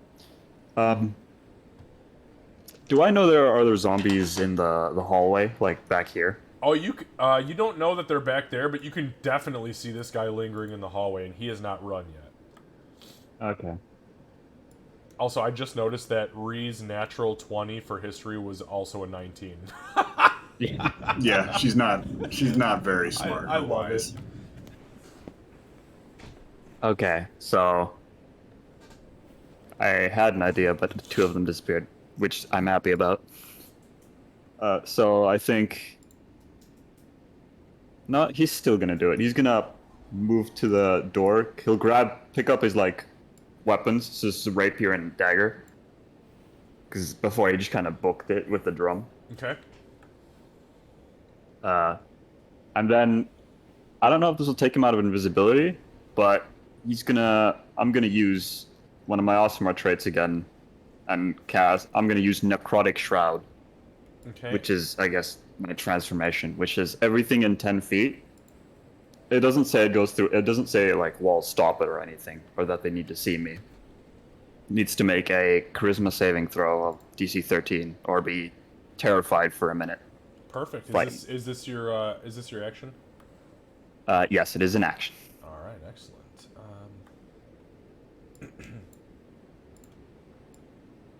So, the way that invisibility reads is that it will fade if said creature who is invisible attacks or casts any spell. Necrotic Shroud is neither of Not a those. spell.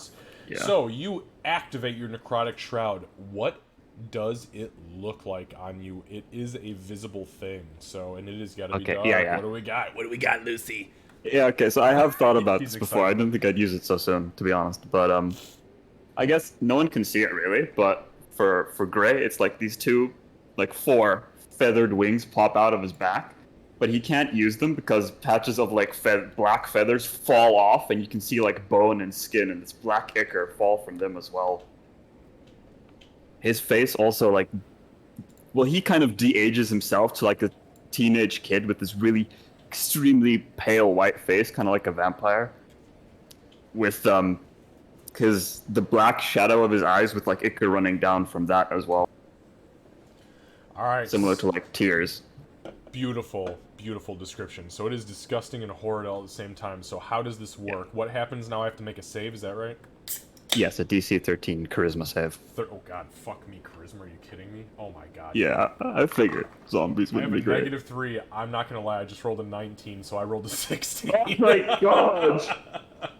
Hey, you got 2 You of those rolled two zombies se- scared out of the room, man. That was good. True. Okay, You rolled so 2 7s against me, and then I you know. do it. Now, how long does the Necrotic Shroud last? Is it just 1 A minute? minute. 1 minute. minute. Okay, so I'm gonna put 1 something minute. on you so that we know it's on. Is it concentration or no?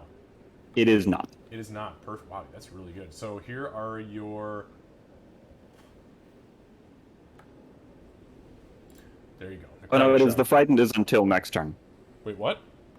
The frightened condition is until the end of my next turn. Does it not get a save against that? It's just automatically frightened? No, the frightened, if they save, like, if they don't save, it's frightened until understood, next turn. Understood. Okay. Yeah, I hadn't actually looked Also- at that skill at all, but... Also, there's nothing about, like, them needing to see me. It's just 10 feet, so I don't know if it affects Doc it's or, like... No, it's, it is an oh, that's true. It's an aura, isn't it? Give me one Yeah. sec. Give me one sec.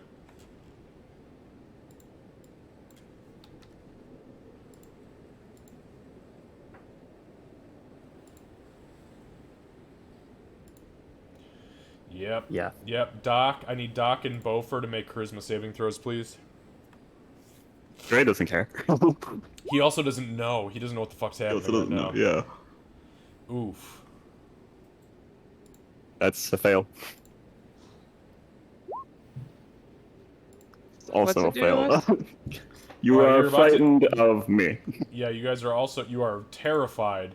Also, there is necrotic damage, right? I get extra necrotic damage as an action if I attack. Understood. Okay, so all of a sudden, you guys are... You're standing up, you just turned the dead, you guys get into position, and all of a sudden, Doc and Bofer, there is this overwhelming sense of dread that ripples over your body. Like, if Undead was like tier 5 dread, you just hit tier 9 suddenly, and you felt it wash over you. You both look at each other, and as you look at each other, you both realize that Doc and Bofer collectively are crying. Like, there's tears running down your eyes, your bodies are shaking, you don't know what the fuck is going on. Alright, anything else, Gray? No, that's about it. Alright, so the zombie here who is turned, he's going to run away from you. He's going to try to, Ree. Oh no, you don't, motherfucker! Come back here! And I will definitely take the attack of opportunity. And thank you, Kat, for helping me figure this out. It looks like I could do this. Actually, add the rage bonus now. Oh shit, nice. Well done. Hey, there it is. Nice. I Fuck did yeah, Google that and definitely... Yeah, that definitely hit. So, real quick... Yeah, that was a setting. That was a setting in Beyond 20 on. No shit, really? Yeah. Oh, Kinda that's buried in how there a little she bit. was adding her. Is that how you were adding your hunter's mark or prey shit? When I set that up before when I made the character, so I don't remember about that. But Fair the rage thing, I found a forum that had that, and so I just sent it over. I'll put it in our D&D channel. I So you appreciate can that. look at it later. All right, so the total damage. I'm sorry, the total damage is 8. So this zombie has an ability called Undead Fortitude. So I need to make a Constitution saving throw, DC 5 plus damage taken, unless the damage is something specific or from a crit. I am reduced to 1 hit points instead of dying. So I rolled so what is this? 6, 7, 8 plus 5, that's 13. I rolled a 6 plus 3, that is 9. So the zombie actually dies. Not today again. That was the most math I've had to do on any single thing here in 5th edition. So yeah, the zombie turns, and as it turns, you see this like fire start to lick up its body, and it kind of turns to run, drops the short sword, and as it bolts, you just rear back and smash it across the dome, I would assume, with the Morning Absolutely. Star, and it just fucking hits the ground. Actually, probably bounces off the wall in front of it and just lays on the ground and doesn't move. Alright. That's right, motherfucker! So this one over here is going to hold its action. The guy right here is going to attack She. Mm-hmm. That is an 11. I'm at a 13 at the moment with that Okay. armor. Nope, it swings at you. It misses. Gray, the one in front of you, is going to try to swing at you? Question mark. My MC is really low. Nope, I rolled a 5. So Okay, no, ain't that gonna do won't anything. hit. So it swings at you, looking, and it's looking all over at itself too, like trying to figure out where the fuck you're at. It cannot figure it out. All right, this guy moves up to the doorway. Ree, it's gonna try to strike you.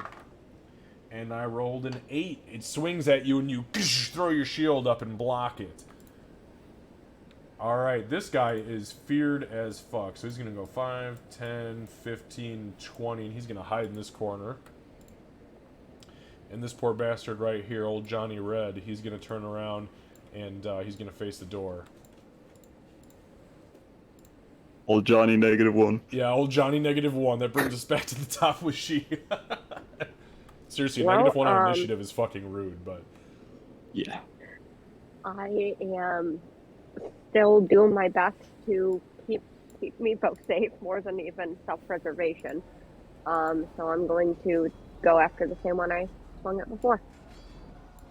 Alright.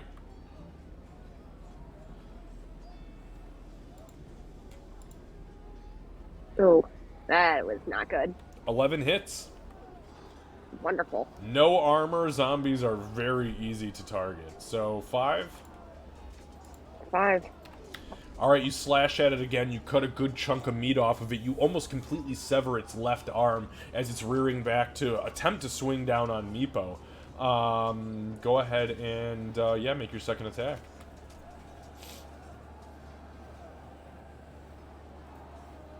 Gosh, those are some ugly rolls. Guess what? A 9 hits. I swear to God, a 9 hits. The hell's their AC? It's pretty close to a 9. 8. Pretty close to a 9. Look, to be fair, if you roll a 9, you hit, right? Because it's just you have to equal. Anyways, you cut just a little extra off the top, like you were filleting a steak and giving just a little extra to a nice paying customer. Terrible way to explain that, but... Understandable. Yep, and I just want to... I know there's not really anywhere I can move. I'm just trying to position myself to intercept any hits. Understood. Re. All right. Another Raging motherfucker just Cajun. lining up. Raging Cajun, let's do this! Fucking go back to the night, asshole!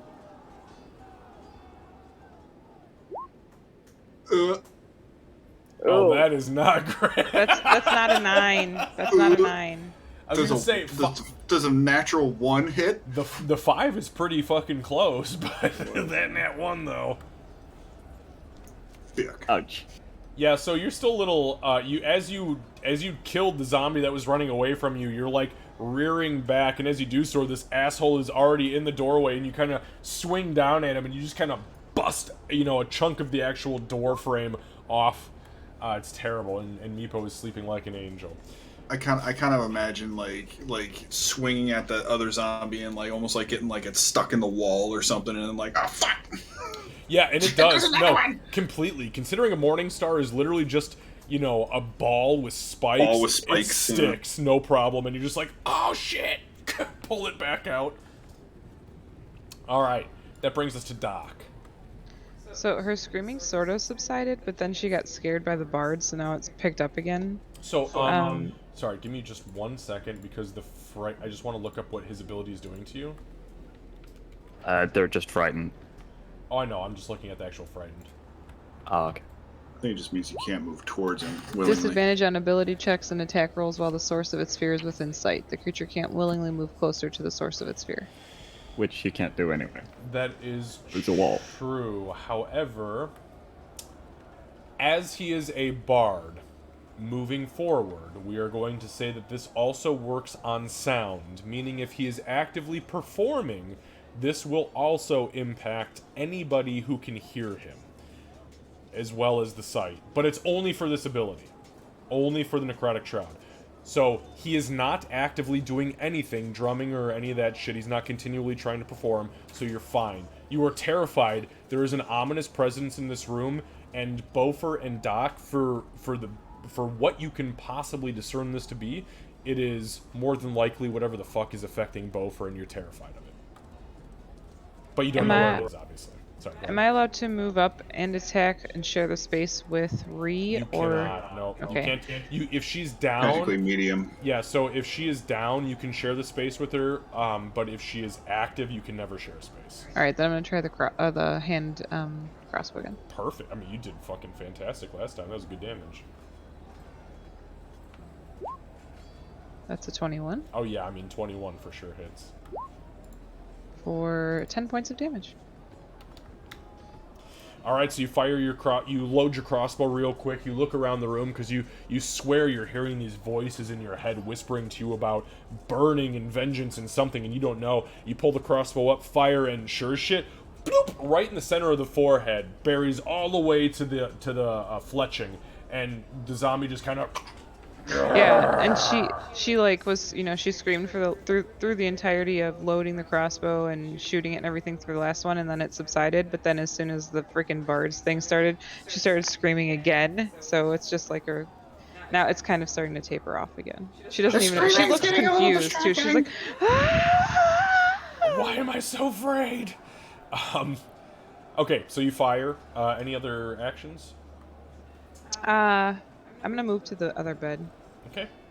Also, you're keeping track of ammunition, correct? Yes. Okay. I have 5 left. No, that's fine. I know, because you haven't actually re-upped since the Nope. Sunless Citadel, which means you've shot 25 crossbow bolts. And I'm pretty sure at least 23 of them have hit. You were not wrong about that, and most of them with sneak attack. All right, Bofer, let's do your thing, baby. So you scurred, but you ain't that scurred. All right, is there a way I We're can pretty scared, though. I can shove this little zombie out of the way? Just physically with yourself? Like arm bar, push it away from the door. Yeah, you can take the shove action and attempt to push it out of the way if you'd like to. All right. I will. Let's see here. Now, to be clear, you have no weapons, no armor, no shield. You have a single gauntlet in your hand. I am aware. Yes. Okay, just want to make sure on the same page. Okay. So what do I have to do that action? You know what? Let me look it up because you are the only person in any campaign I've ever run that likes this thing. Redid it. No, Redid it. You know what? You're right. But it's only because you did it first. True. Give me 1 sec.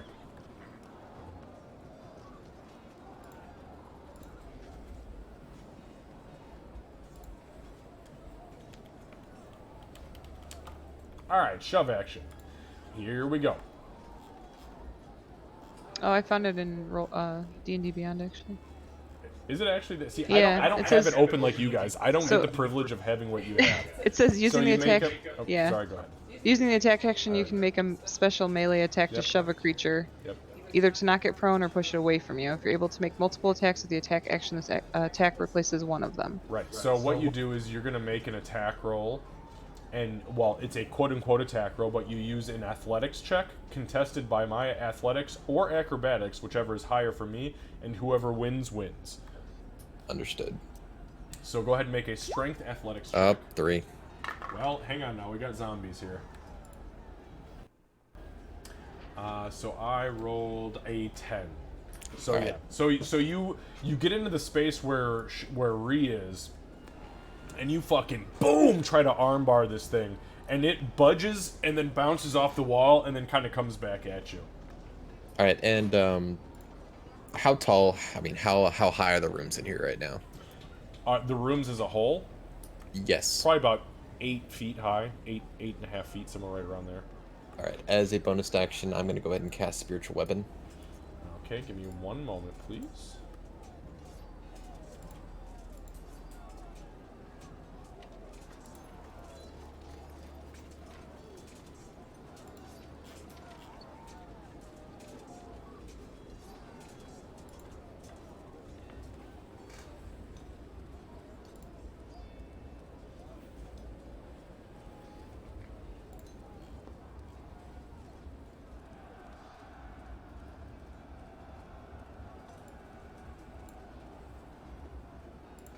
All right.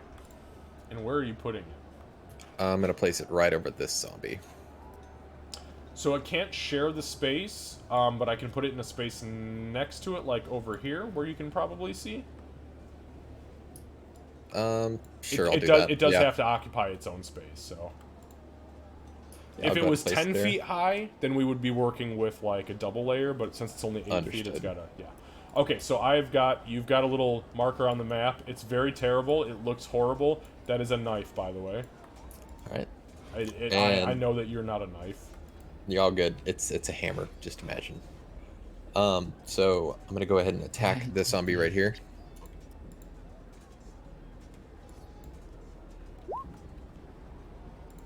Jeez. Okay, sorry. Which zombie are you attacking? The one up there. Okay. So you swing in there. That is a 20. Yep, 20 hits. Go ahead and roll the force damage.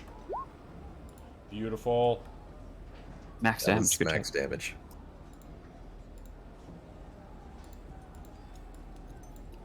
Alright, give me 1 sec. So that would normally reduce it to 0. However, it is a zombie. And zombies have a special feature. So let me make a save real quick. Actually, that may have saved. Give me just 1 second. So 5 Was 12, 17. Nope, sure didn't. So you mutter this incantation and you hold your hand outwards, and as you do so, the gauntlet instinctually, you don't even have it equipped. It's just out. And as you throw the gauntlet outwards, the hands come in like this, and the wrist bends down. And as it does so, the spiritual hammer springs into existence with this flame around it, and it swings down, clips the zombie in the head, and sends it to the ground, where it just bounces twice and then lays still. Anything else, Beaufort? Yeah, I'll, can I move? Yeah, I can move it, right? Or do I have to be able to see to move it? You can't move it right now. You can. It says on each of your next or consecutive turns, you can spend your bonus action to move an attack. Understood. Thank you. That's it. Actually, I still have movement, so I'm gonna go ahead and move right here. Okay, perfect. So as you move out there, we got 5, 10, 15, 20, 25. So this chick, she runs the fuck away from here because she has to run at least 30 feet away from you. So she runs there and stops. The guy next to her, that's 5, 10, 15, 20, 25. Yep, he runs into the next room. That's their turns. Gray. Okay, so now that he's got just the one zombie left, he's gonna look a little bit impressed that he didn't scare it away. But then again, it's an undead creature, so he's probably like, too stupid. And he's gonna swing at it with his rapier and his dagger, which I picked up. I get advantage because I'm invisible, right? Give me one moment, please. I'm looking up one finite detail, but bear with me.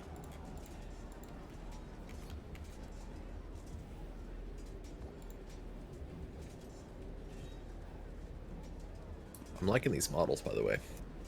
Yeah. Yeah, sorry. So Oh, good. You guys animation. I honestly, I dropped like $45 on animated models. They're very select. There's this one guy who creates excellent animated models. The other ones are all like chibi and cheap, and I'm like, I refuse to buy that because I only like, I'm a premium content player. But I'm trying to get like other creatures. There's one that's like astral horrors, and I'm like, we're not playing in that realm, but eventually. Yes, Okay. Lucy, to answer your question, sorry. You do get advantage on the roll. However, it does take you out of invisibility. Yeah, that's fine. So I'll roll this with advantage. Okay. Oh my god. I mean, it'll hit, but I rolled a 7 and a 9 plus 3, just 12. Wait, what? You got a 12. I don't see the. I see that you rolled 2 d20s plus 3. Why is that a custom roll? I don't know. I just clicked advantage on rapier. Like I right-clicked, set advantage, Yeah, it and took. then roll. I mean, it took the advantage. It took 9 plus 3. It's Yeah. a weird roll though. But that's super fucking weird. I've never seen that before. 2 d20 KH1 plus H1, 3 equals 9. He had that as Meepo, so basically it's just equaling. It's two different. What is it called? Like math problems. So it's basically And it equaling just, Formulas? it just, one it over. just, Yeah, it it's just two gives me the formulas. high. It just gives me The highest. Yeah, that's all it's giving. You. Okay, so Yeah. while I respect you rolling advantage like that, I don't like it. So let's just roll 2 Okay, d20s I'll from just now roll it on. twice from now. Because that throws me for a loop. I see that you rolled 2 d20s, added them to each other, and then added 3 to it. So that's fine though. Well, then I rolled all horrible 20s. That's right. I Yeah. only get 12. So 12 does hit. Okay. Then I'm going to roll my d8. There Okay. we go. Do you have a strength I'm- bonus or no? Or a dex bonus? That's a dex bonus. It's a +1. Why do you not have? Why is that not added to your character? It is No, zero to two. it's 3. I rolled a 2. Oh, +1. gotcha. It's just a shit. But it's 7 damage because the necrotic. I get 4 extra necrotic damage because of my shroud. Thank you. That's what I needed there. Okay, perfect. So you lash out, and you pierce it. You run your rapier through where its heart would be, and you kind of carve like a half moon. And as you pull the rapier out, you see the black energy seep down your sword and into this thing's chest, and you hear like an audible, almost like bacon being fried as the necrosis kind of singes its flesh. Okay, it and then looks I'm- pretty fucked up. Go ahead and make your second attack. I'm sorry, you are dual weapons, right? Yeah, Okay. I am dual weapon. I don't have proficiency in it, so it's not going to have Nope, the plus that's one, fine. but Yep, no problem. 5. 5 does not hit. That's the first time you assholes have not hit. I'm rolling like garbage. Oh, please. Don't even let me hear that shit, man. You just got your ass It's not as bad as you saved. 7s. That's true. Okay. All right, anything else, Gray? That's my turn. No, that's my turn. Okay, perfect. So the zombie here has turned its attention towards she. And that's an 8, so he definitely misses. Good, because I'm still pretty hurt. So this zombie comes up into the hallway and is going to swing at Bofer. That's a 5. Miss. The one in front of you, she. That is a 13. That meets. That is going to be 7 points of bludgeoning damage as he swings down with his cudgel and...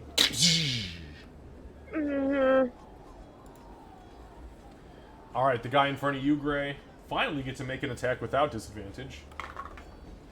And that's a 21. Yeah, that is.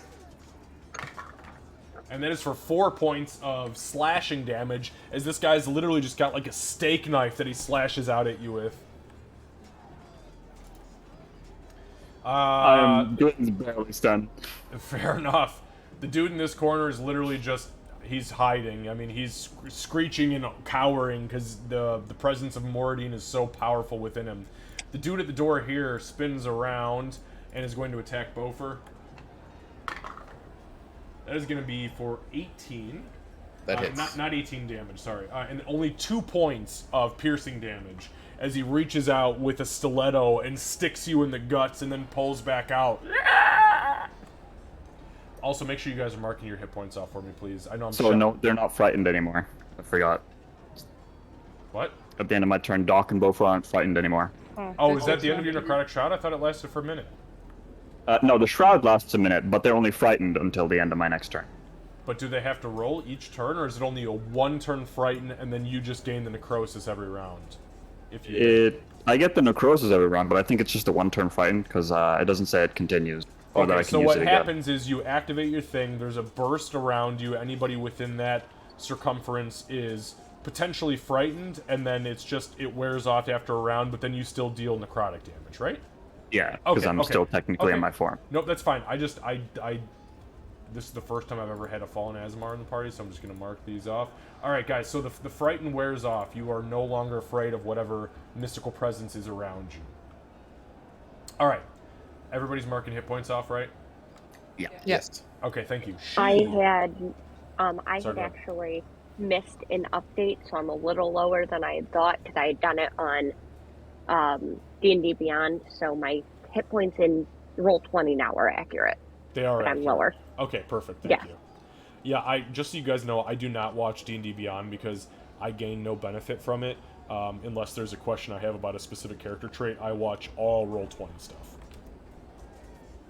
I try and update them both simultaneously, and I just missed one of them. Okay. I swing painfully. At who? The same one I've been. This Okay. fucker's gonna die again, one way or another. Well, we'll see about that. Okay, go ahead and make a roll. I might not successfully kill it, but eventually it will die again.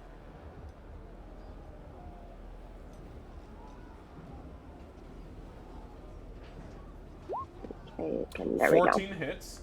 Give me 1 second. So that is going to be your DC is 9 plus 5. That's 14 versus a 9.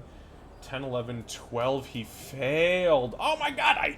If I don't get at least one of these fucking zombies to roll for their special thing where they just don't die if they roll over a certain con save.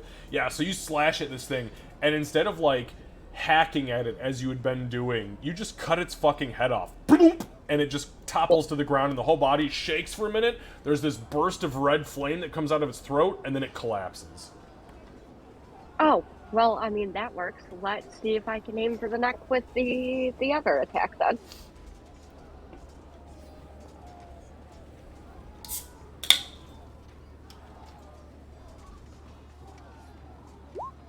Yeah, that'll hit. It's very bare. As you come through, seeing the dramatic death of the first zombie, you swing, you kind of do like an upward swing with the offhand, and you manage to hit a glancing blow. It doesn't do a whole lot, but you hit it. All right. Ree. Okay, Ree will enter the hallway. Rah, you motherfuckers! And attempt to whack at this one here. With her Morning Star. And it goes a little something like this. That's better. Oh my god, a nat 20? Yeah. Nice. That Were you makes that swinging at the last one hit. right in front of you, Ree? Yes. Okay, so that is 3 plus 1 plus 2. Did that Was it? roll the crit, or is that double? No, it did not roll the crit. So it's 3 times 2, which is 6 plus Oh wait, the 2, no, right? the crit is 1. Oh, it It's- was only It rolled a an one. extra die. Yeah, so Oh. it's 6 total. It was awful. Oh, I was gonna Yeah. say, that's so sad. You should have knocked his fucking block off. Yeah. good on the hit, bad on the hurt. Right? Yeah, that's. Yeah, you rolled yeah, 2 ones, yeah, man. Yeah, 1. Yeah. I see it. Ugh. Yep. Okay. Ugh. Double ones. That's Yeah. all right. You smack the shit out of it. You absolutely pummel it. And it Oh. looks wounded.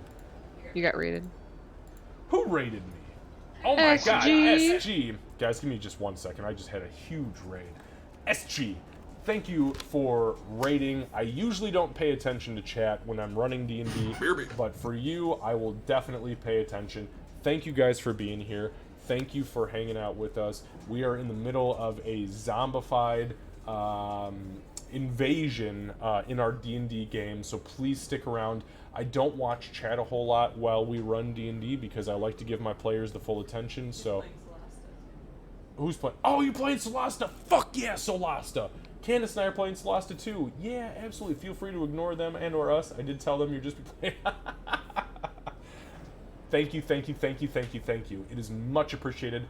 We're gonna go back and fuck some zombies up. Here we go.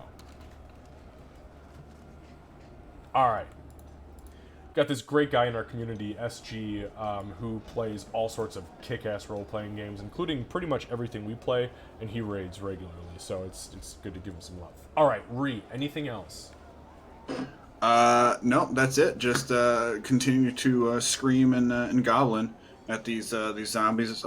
Oh, you little sons of bitches in your dastardly dead ways. That's it. Alright, Doc. Doc's gonna kind of go the same route, but it's gonna be gnomish, and she's gonna be saying a prayer to Garl.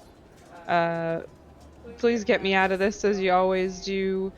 Luck runs high with me, and she's gonna move out to here and attack this one with her 2 weapons. Oh, shit, okay, so you're gonna... Okay, yep.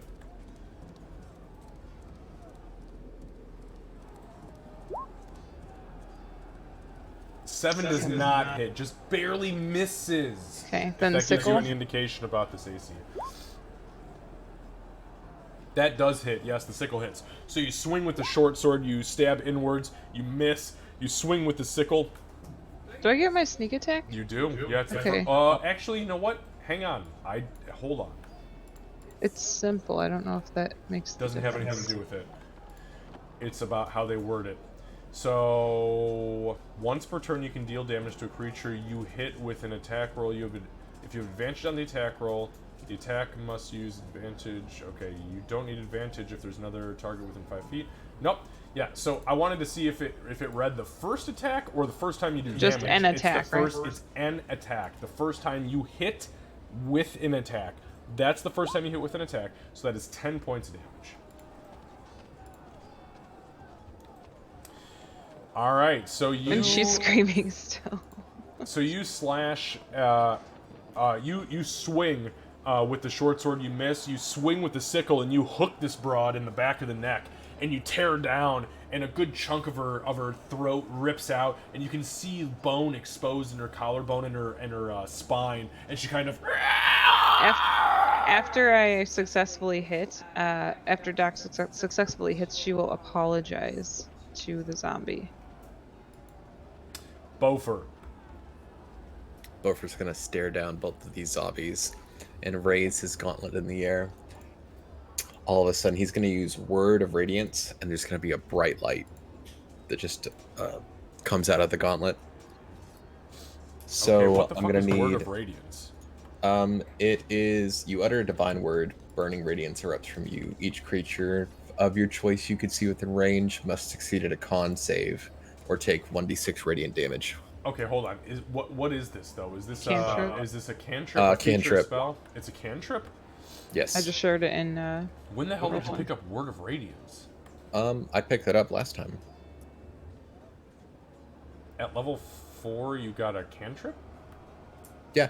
Okay. They give you this weird little feature in D&D. It says you can add another cantrip. Since I have 18 wisdom now. Okay. Well, it's not because you have 18 wisdom. It's because you turn level 4. But I just wanted to make sure.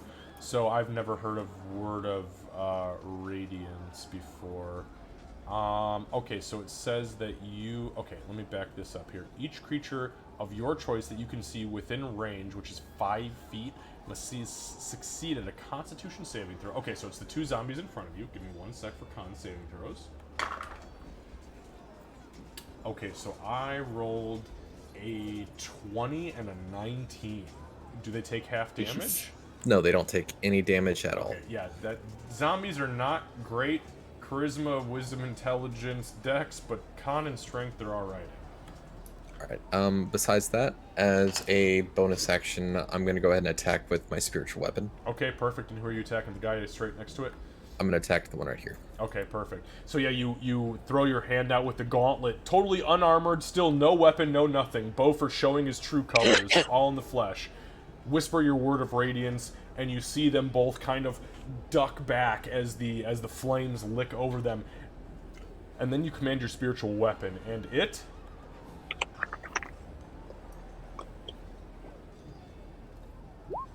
smacks the absolute shit out of the zombie in front of it. Go and give me some damage. Like 3 times over. Holy shit! What the fuck? Well, that's rude as fuck, but okay. I'm gonna get it. Mordin gonna get it. Alright, so yeah, you've reduced it from where it was to about 1/10 of where it could be dead. So the hammer smashes in the top of its head, literally caving its head into where the jaw dislocates from the front. The tongue is hanging out of its mouth, and it's still just barely moving at you. Anything else, Bofer? No, that's gonna be the end of my turn. That was a good fucking round. Alright, zombies. How long does your turn last? Also, for your turn, do they get to make saves each round or no? Apologies. It is turned for 1 minute, or until it takes damage. Alright, so then she is gonna stand there. This dude is still frightened. Gray.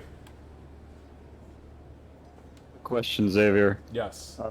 I have a bonus action I can use called Mantle of Inspiration.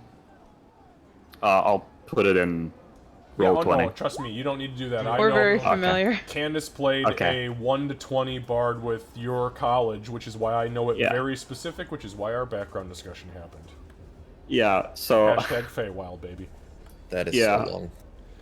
I want to know if it can affect me. No. Because it doesn't specify. No? It says that it imbues your allies with vigor and speed. You are not your own ally. It is only people around you. Okay, That's then. true. Candace, I'm sure Candace may have talked to me about that at one point. She just said, I've never used that on myself. And I said, because we had that conversation. You are not your own ally. Yeah, in No, that case... was her own enemy. In that case, he'll keep swinging, because... Okay. Most he got, but Yep, go ahead won't and get him killed next give me round. 2 attack rolls. Yes. Rapier. 14. That hits. Come on, damage. 7. 7 plus 4. 7 plus 4 damage. 11. So you slice, you stab at it with the rapier. You kind of like bend backwards and you feel your calves tense as you go in for this like heavy lunge.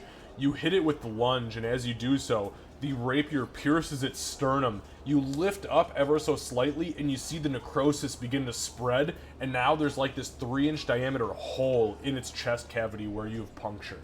Go ahead and make your second attack. Okay, please hit. No. 6 unfortunately does not hit. We've only had 2 misses in this entire combat, and that's one of them. And they're both from me. That's alright. Besides the nat one. That's all I can do. Alright, Beaufort, the one in front of you is going to swing. That's a 5 to hit. That's a miss. She, the one in front of you, is going to swing at you. That is a 16 to hit. Oh, this is gonna go badly. You're telling me. 4 points of bludgeoning damage. She. Okay, got it. I'm still up. Gray, the one in front of you. That is going to be a 21. Yeah, that hits. I'm down. Yep, that's 5 points of bludgeoning damage as it swings at you and smacks you across the head. Your magical visage drops and you go completely unconscious. Now, I put this on you because we know that you're in death saving throws. With that, the creature is going to move away from you. 5. All right, this one over here is still afraid, and Lucky Pete is going to take a swing at Ree. That's a nat fucking 1. Hey, you son of a bitch, you can't touch me! It lifts up its club, and then as it swings down at you, just lets it go, and gently caresses Ree's face. And Ree's like, ah! Oh god, so many fingers in my mouth. Ree is uncomfortable. Ree is very uncomfortable. I don't like it. She. Also, I'm going to let you, just think about this for just a moment. I'm going to take a very, very quick bio. I'll be right back. I'm kind of glad that I remember. You can make I your had roll that if you feature. want to. She. Because if not, we'd have like 3 more zombies. I would just like to add a couple things. First of all, thank you for turning undead. Second of all, Lucy, if you die, Meepo's still here. I have not let Meepo. I am doing my best to let Meepo sleep comfortably.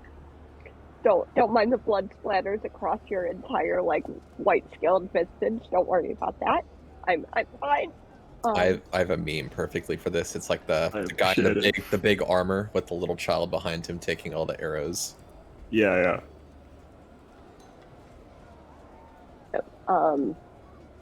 Yeah, this is Gray a little bit big ugly. Gray is Roll not a 8 or one-on-one higher. fighter.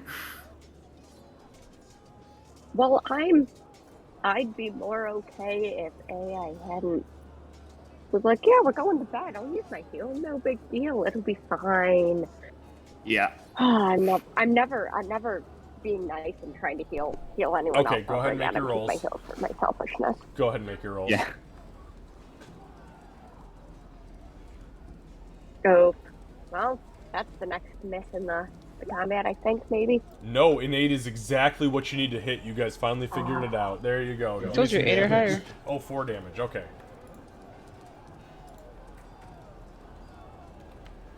All right, you slash at it. It is a very fresh zombie, all things considered, and you slash at it and cut some meat off of it. No. Okay, every single time I've swung with my secondary weapon, it's been 1 damage, and I'm getting a little tired of that. The 7 misses, unfortunately. Okay, any other attacks? Or actions, I should say? Okay. I'm going to just yell, you guys still up? Or, like, you guys still alive? And as you do so, you kind of, like, glance over, like, the combat happening in the hallway, and you look down, and Meepo kind of, like, and rolls over on his left side away from all of the shit. I immediately got up. Alright, Ree. All right, Man, what a heavy sleeper. Yeah. Wow. Seriously. Like, I know between Doc and Ree, like at least like we are not being quiet about this. Ree's just screaming and spitting the entire time. If Doc just stopped screaming. Yeah. All right. Ree will keep on with this guy here. Hopefully, put him down finally.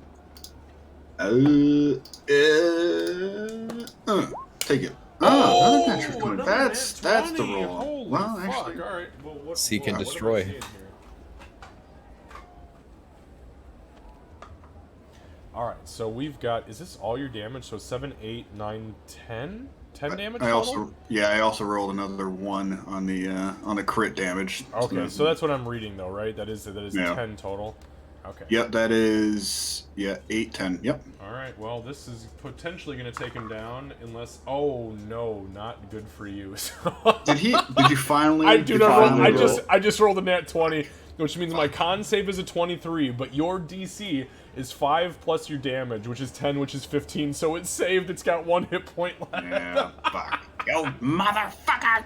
So you brought it from 3 to 1. You smack it, and literally, you hit it in the head and knock its fucking head off of its body. It bounces off the wall and lands on the ground next to you.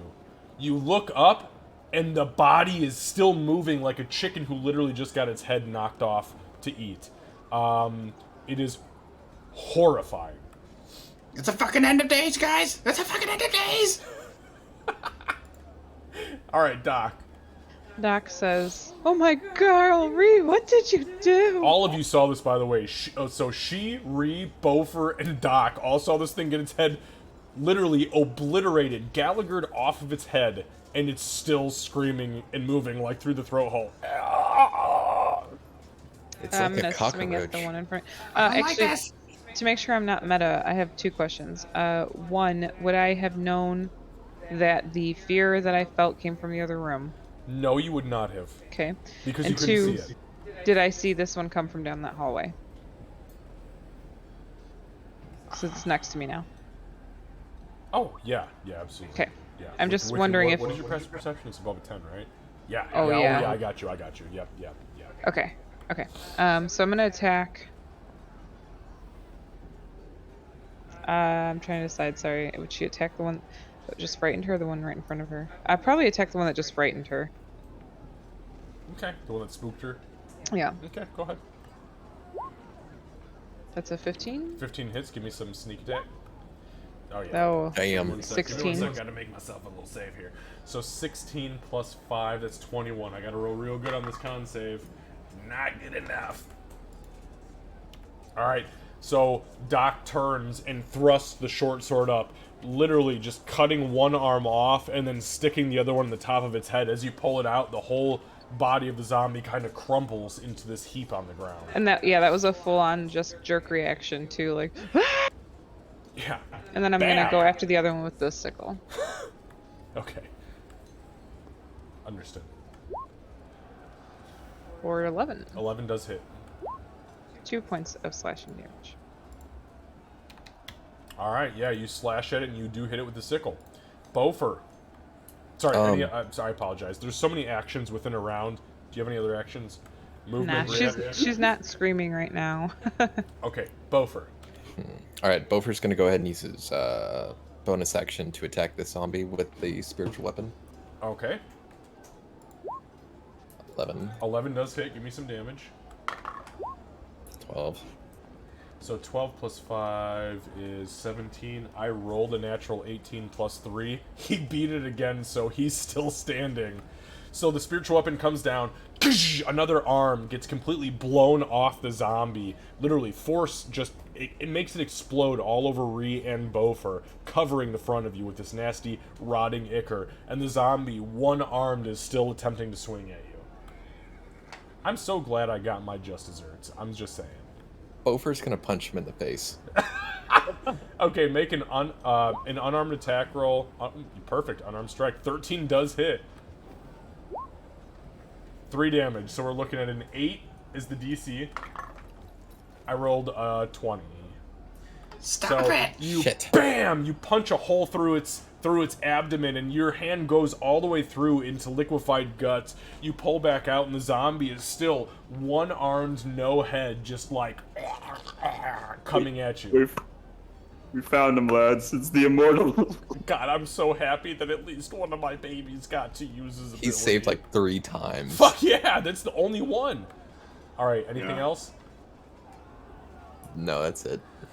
All right, the one in the hallway, the two in the hallway, I should say, are still feared. Gray, you are dying. Give me a death saving throw. All right. That saving throw is just a Constitution roll, right? Nope, you just Or rolled just a a roll- d20. just a Just d20. one Okay. d20. I'll roll it on. Yep, please. Any death saving throws have to happen in I D&D can't see. Beyond. Hey. Yeah, I think 18. 18. There we go. Perfect, 18. So that's one success. Well, not success. All right, that brings us to Crazy Broad in the hallway. She is going to turn her attention.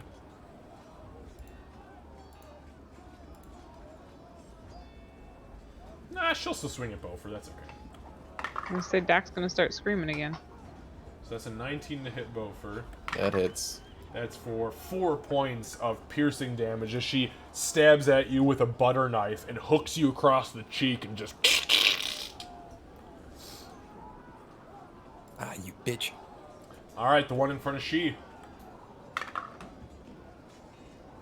That's an 11. Miss? Misses. Miss. All right, she tries.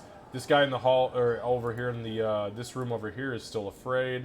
And In your -1. Yep, old Johnny Red here, swinging at Ree. -1 is the one we can't No kill. fucking way. 14? Does a 14 hit you? No, it doesn't, does it? God damn it, I was hoping to get some. So he swings at you, or it swings at you with its arm, and you just throw your shield up, and it just kind of... Oh! It's just like a stalemate here now. It's terrible. She. I am going to quietly, with going to hurt me, though, quietly try and kill this one. Same thing I've been doing.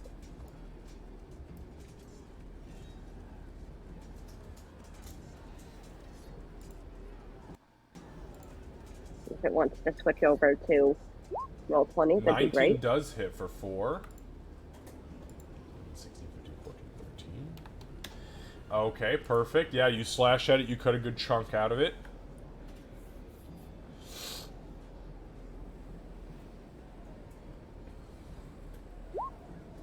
Nine does hit as well. Hey, and that's more than one. The first time I haven't had a frickin' one with my secondary attack. And as you hit it with the secondary scimitar, you cut, I mean, almost completely. You are working on severing its head from its shoulders, and you have gotten down to where you're chipping through bone, like, easily. But it's not quite there. All right, That's what I got. Ree. Ree will just scream at the thing in front of her, like, "Why don't you fucking die?" And she just this is her mission in life, just to bring this asshole down, and she will continue to whack at this thing. Oh, thank goodness. Just fucking die! All right, so you rolled 6, 7, 8 plus 5. That's 13 versus my 7. Yes. So I just imagine Ree just like trying to pummel this thing into a pulp on the ground, just Fucking God damn it! and then It's she'll dead, Ree. And she It's does dead. so, yeah. So Ree like rears back and smashes this thing in the one good shoulder it has. It kind of half crumples to the ground. She rears back again and smashes it in the chest, and you see this huge like 8-inch diameter hole just poof in the center of its chest. She rears back again, and the thing has already stopped moving. But bam, bam, bam, just goo fucking everywhere. All right, good. It's not twitching anymore, and she'll step up right over here, Doc. in the puddle of the zombie now. And I'm gonna it try is, it. it is a puddle indeed. It's like a small pond. I'm gonna attack this one in front of me again. 419, Okay, 19 absolutely hits. Just give me some sneak attack. 13 points of damage Alright, hold total. up, gotta make a save. Oh, she failed like a bitch. Boop! So you reach out with the short sword, and as you do, you, like, hit her in the throat, and then you're like, oh wait, brain, and instead of going down like you normally would in a humanoid target, you go up into the soft tissue behind the ear, and you carve it up through her head, and she... and you pull it out once, and stab her again for good measure, and she just falls to the double ground. tap. The double tap. She falls to the ground. And so since I did see where that other one came from, I do want to run up that hallway, but Yep, I'm running up absolutely. that hallway thinking there's another zombie, Okay, so that we're clear. sure, yeah, do what you gotta do. And then once I get there, Yeah, you maybe get there's- there, and then I you would realize there is a puddle of all sorts of crazy guts and shit on the ground, as well as a body that is bleeding out. see. Okay. Which believe is a dude that- who is wearing, well, the guy you saw earlier who handed you the message. He's the only person that has been any part of this tavern, humanoid-wise, that you've seen so far. All the other patrons, all the other commoners, all the other workers, they're gone. Okay. So far. And that's my turn because it's Yes. an action Yep, to do the yep, healing. yep, yes. All right, Bofer. All right. Is it possible for me to move right here or no? It is not, because you cannot move through an enemy space. Understood. Let's see here. Can I have my spiritual weapon attack him since he's 5? He's right there. I'm gonna say that if you do that, you have to move your spiritual weapon to where I just moved it, which is the 5-foot space next to it, and then you can have an attack. Okay. Yeah, your weapon can move there. You can't. I'll go ahead and do that. Yeah. Okay, now, as a caveat to that, I'm gonna say that you also have to move here, because you need to be able to see the spot where your spiritual weapon can go. Right. But Can that's I totally see, fine. You've got everybody else turned as a motherfucker, so I mean, it doesn't matter. Yeah. Can I see the zombie though? Yeah, you can see him. All right. Perfect. Not well, but you can see him. Okay. All right, give me an attack with the spiritual weapon. Also, oh fuck yeah, that hits. Are you kidding me? Spiritual weapon is one of the. You have a +6 to hit at level I do. 4. What the fuck? Spiritual weapon's the bomb. Yeah. And Oh fuck me! I gotta make a save. Okay, so you rolled a 12. Oh, give me one Yes. sec here. Give me one sec.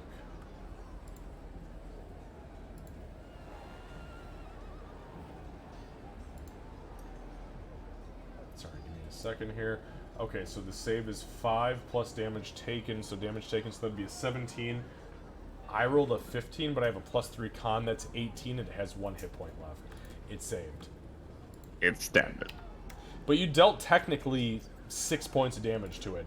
So yeah, the spiritual hammer, bam, smacks into it again. Literally, it hits the temple of the head, and everything around it just liquefies into the wall next to it. You see this thing just materialize in front of you, this hammer that appears to be on fire, and just blasts it against the wall. The zombie still stands, and it still swings. Bo, for anything else? I'll use Word of Radiance. Okay, perfect. So that's, I'm sorry, that was a charisma saving throw, is that right? It's con. Con. I rolled a nat 20, so 23. Alright, you're good. That's let's see. Yeah, that's all I'll take for right now.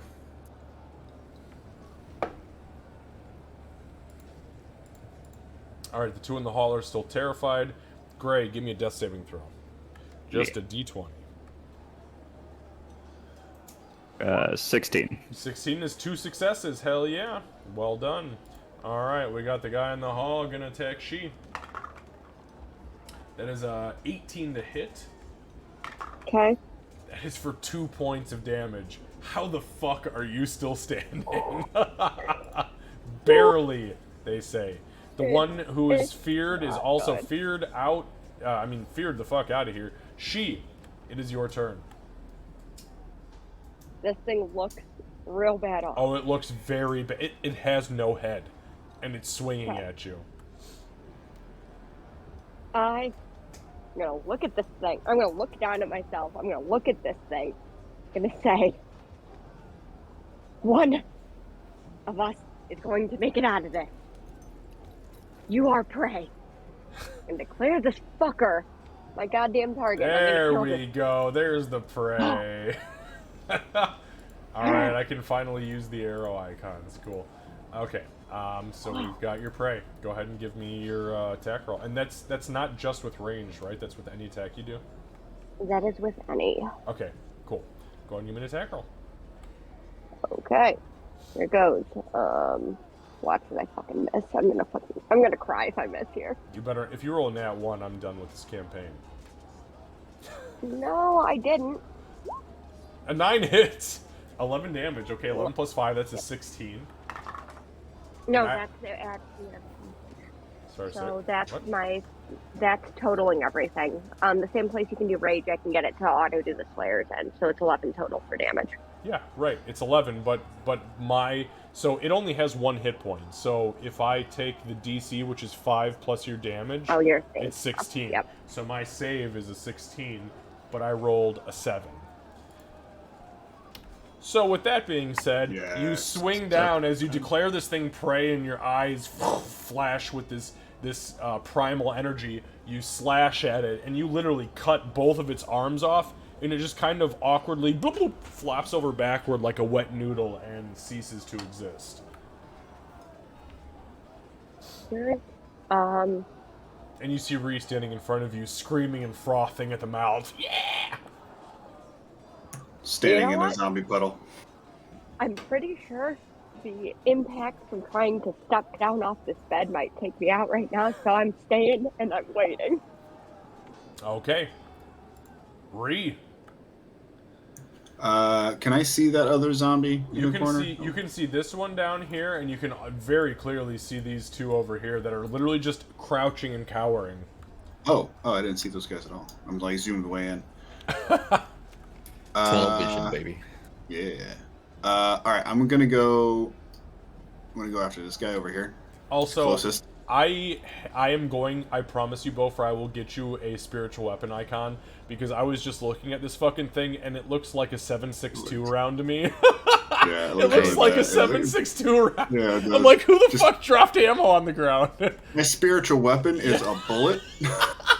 It's so I stupid. mean, I Pew, prefer pew, pew, pew, 5.56, but Yeah. All right. Sorry. Go ahead. Go ahead, Reed. No worries. Yeah, Ree is going to charge at this guy over here. Fuck yeah.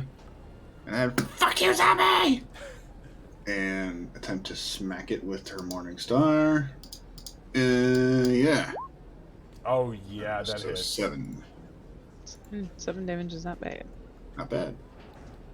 So yeah, you as it's cowering in the corner, you come down on its shoulder blades, and you hear this audible crack, and you see bones like bust from its back, and this black ichor and blood start to trickle down its spine. Fucking gross. It doesn't drop, but it's there. All right, Doc. So I'm gonna use healer healing on the bard. I'm sorry. What was that? Healer healing. Oh, okay. Let me ask you this though. Didn't you say when you healed she that you used the last charge of your kit? Oh no, I bought 2 kits. Okay. No, what you said though at the beginning of the stream was Before. that you. I used the last one on charge. her when I Okay, did the okay. bandages. No, that's to fine. stabilize her. I trust you. If you guys are marking it off again, I don't see D&D Beyond the way you guys see it. So. Okay.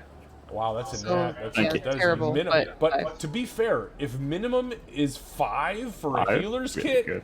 Yeah. thank fucking not Moradine because he's not your god. But Carl. yeah, there we go.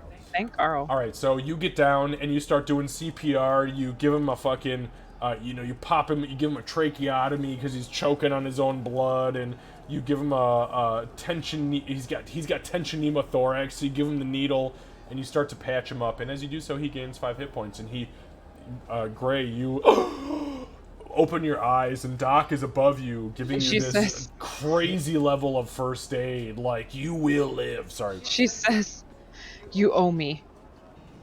And then she stands up and moves out of the way. He's just gonna like fall back down and go, yeah. Here's my bill. All right, Beaufort, do your worst. all right. So first of all, Beaufort's going to move his spiritual weapon from here to here. Also, Beaufort, just so you know, your rounds are moving very quickly for your turn. What do you mean? Meaning for your turn undead, it only lasts for a minute. There's only 10 rounds in a minute. Understood. Okay, just so you and I are on the same page. Yeah, I'm gonna go ahead and move that from there to there, Okay. and I'm gonna go ahead and attack this one right here, Sorry, where were you moving the spiritual weapon? Over here? right there. I think that's 20 feet. Perfect. Yep, thank you. Wait, hang on. 5, 10, 15, 20. Yep, that's exactly 20. Thank you. And I'll go ahead and attack. Let's see. Oh, fuck yeah, that hits. Give me some damage. Oh, god damn.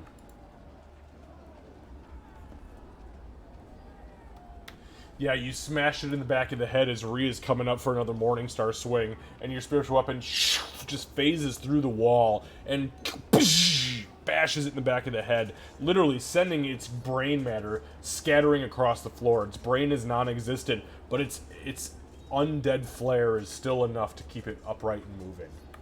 As that happens, like as it soars over his head, he's gonna run into the room here, look around, and I guess he'll see Meepo still sleeping. Meepo is dead asleep.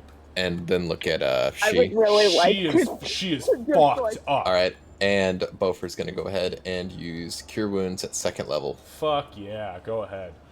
So you grab onto the gauntlet, you hold it 9 close healing. to your chest, you reach the gauntlet out, and you touch her with the gauntlet. And as you do so, the gauntlet flashes this fiery red, and your wounds, as this fire licks up your body, it does not hurt. It feels good. It's a cooling feeling, and it eases some of your pain. And without even looking back, he's gonna walk back into the right over there. Perfect. Alright, that brings us to the, okay, we got these two that are scared. Gray, you wake up with this cat on top of you, pushing poultices into your mouth and bandages into your wounds. What do you do? Well, she already did the you owe me thing. I just made like a gesture of like, go, leave me alone. He's then gonna lay his hand on his chest, and he's gonna heal himself for 4 HP. Okay, yeah, and as he does so, Doc, you see him put his hand on his chest, and he kind of closes his eyes, and underneath this dark, like, brooding eyes, you see this glow, and as it happens, you see this slash across his neck sizzle away. Okay, yeah, and then he can still see Doc, right? Yes. So he'll lift his head and go, "You take it from here, bud." Okay, wait. This is the first Does that time count? in any game that I've ever been inspired by a bard. That is true, because she's always played the bard. So that's kind of Yeah. exciting for me. That is Got it. awesome. Thank you. Okay, so yeah, gain what is it, a D6 right now, I believe, at It is a this tier? D6, yes. Perfect. Alright, so you get a D6 inspiration. So, on that note, the zombie down here, who has been hit and is no longer feared, turns around and is going to swing at Reed. And that's a 9 for a miss. As Not the today. zombie, with no head or shoulder, swings down at you. She, I am. as going everybody has to- left your room, and there it is just full of blood and guts and zombie nastiness. Yeah, feels like home. I'm going to get down. I'm going to step down from the bed, grab my bow. I'm going to step out of the room. Strictly for environmental flavor, I would like, if you can, if it's going to take an action, I'm not going to do it, but I would like to softly shut the door behind me. No, that's To easy. me, That's both that's an things. environmental action to close Yep. the door. Yeah, easy. Quietly close the door behind me. There's a Then hole I'm in going it, but the door is closed. Yes. Okay. I'm gonna look down the hall, past Gopher. I'm gonna see this. Yep. You That's see it. these down here, and you Yeah. can see this little shit biscuit down here. Yeah, I don't care about that one. Ree's got that one. I'm going to see the one down there. I think I'm gonna have to go. I'm trying to figure Yeah, out how you I can can get shoot it mine. right there. Okay, wonderful. That checks. Yep, that one's my prey. I'm gonna shoot. Okay. Give her the prey status. Yep, shoot right over the slightly below average dwarf. Perfect. Okay. So then we're going to.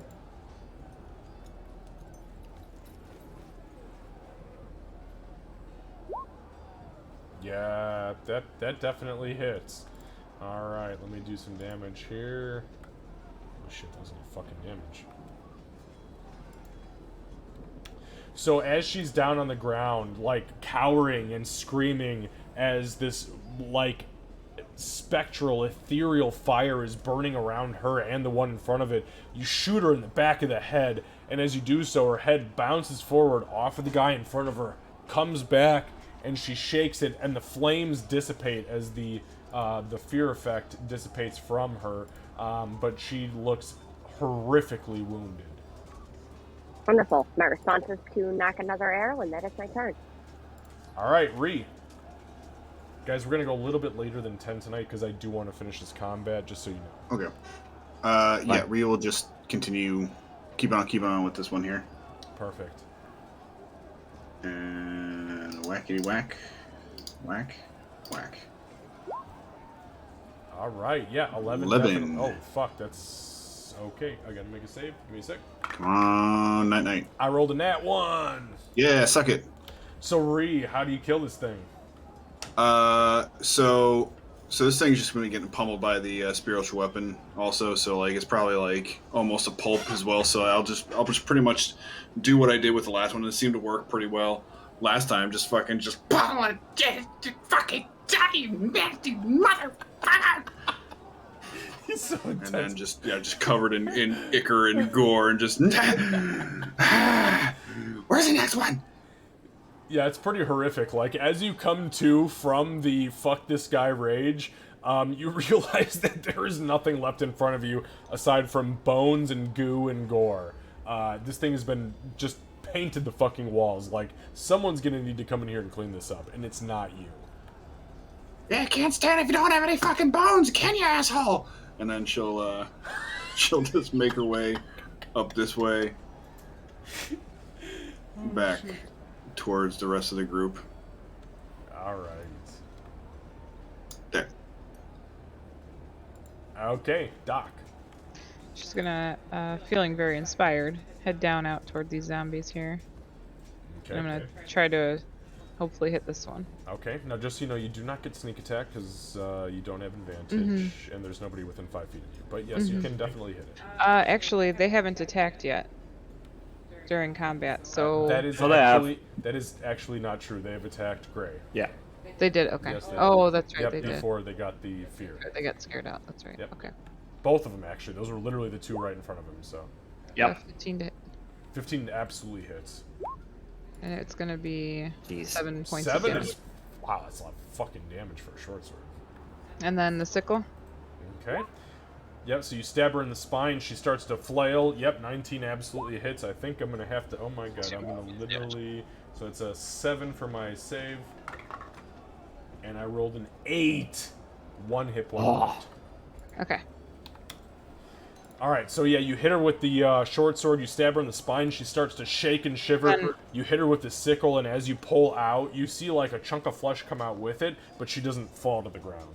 Knowing that I'm the tallest member of our party, if I move here, that does not get an attack of opportunity since I'm still within 5 feet, No, correct? yeah, it's only if you would have moved here. If you Right, move okay. out of the 5-foot Right, that's space what I that is around her. Okay, so I'm going there, so that way it's a clear shot for she. Perfect. Yep, me and Go my for it. arrows, thank you. Alright. Can I see this one right here? Yeah, you can see both of them. Okay, but would it be like what is it, 3/4 cover? There may be cover. There is something Okay, in front of understood. it, yeah. Yeah, I understand that. Alright, let's see here. I'm gonna go ahead and move my spiritual weapon from here to here. Okay, understood. And after that, I guess I'm gonna go forward.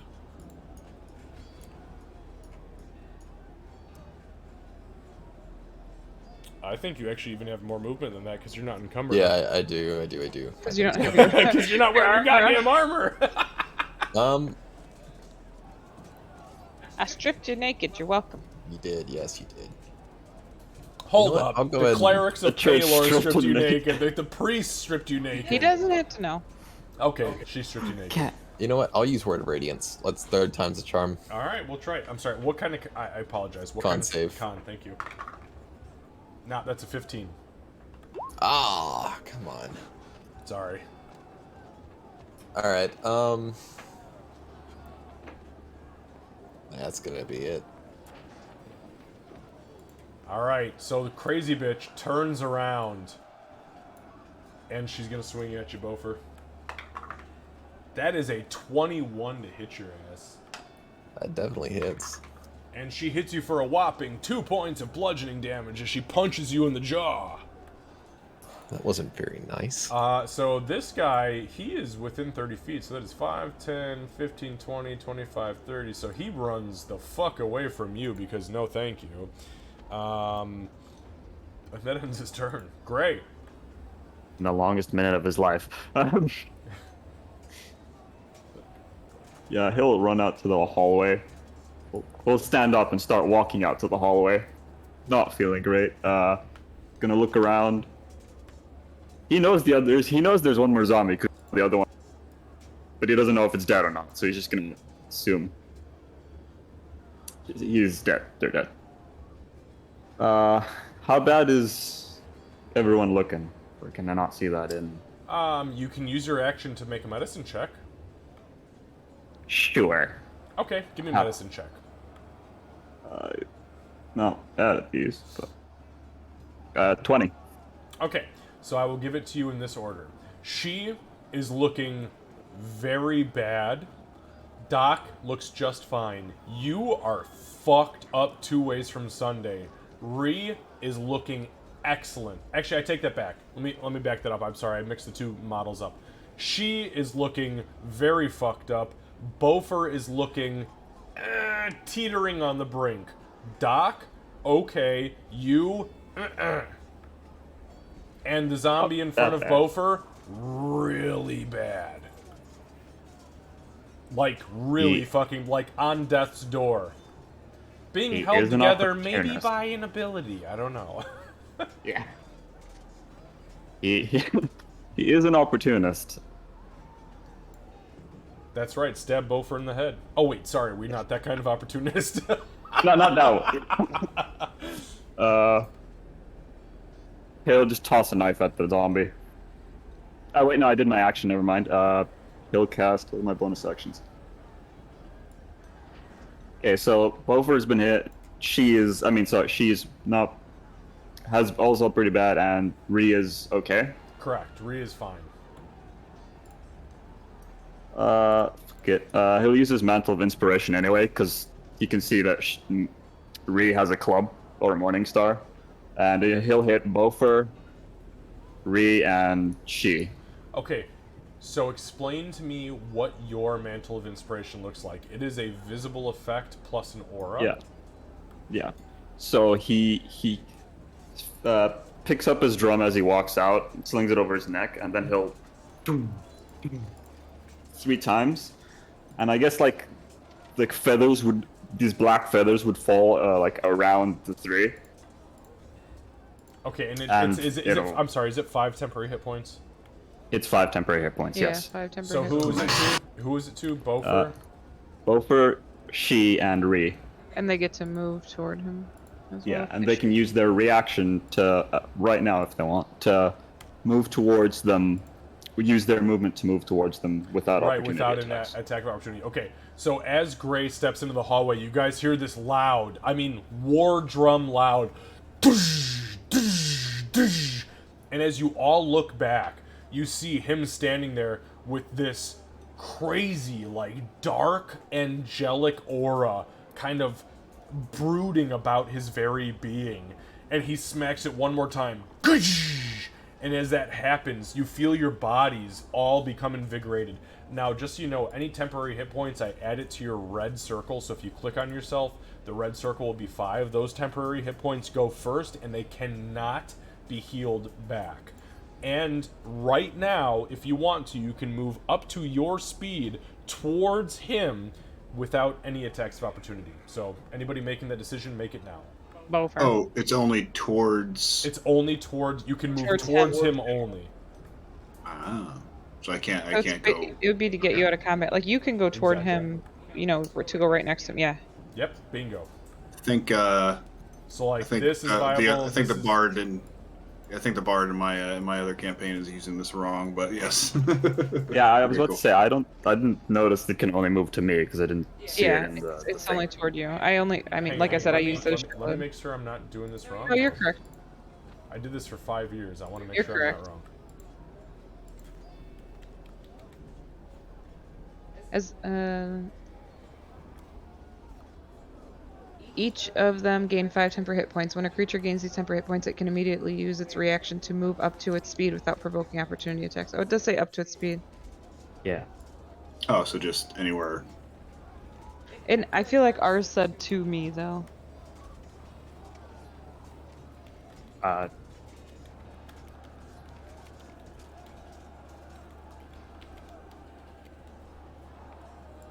All right, give me a moment because unfortunately, through the years, D&D, they change this shit often on us.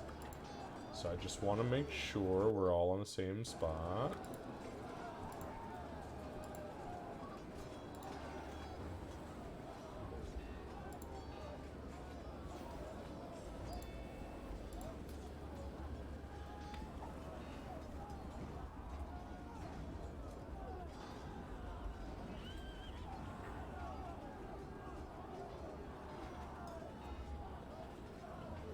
No, so the way they've...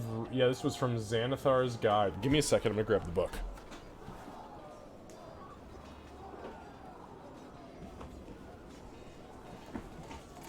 So the one I think we're thinking of is called Mantle of Majesty, and I think that one might be... Actually, Mantle of Majesty, now that I'm looking at it, might even be different. Give me one sec.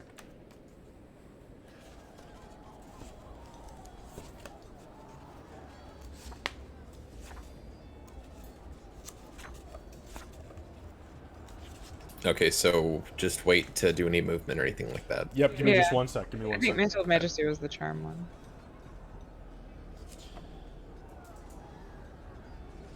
Alright, so this is Mantle of Inspiration.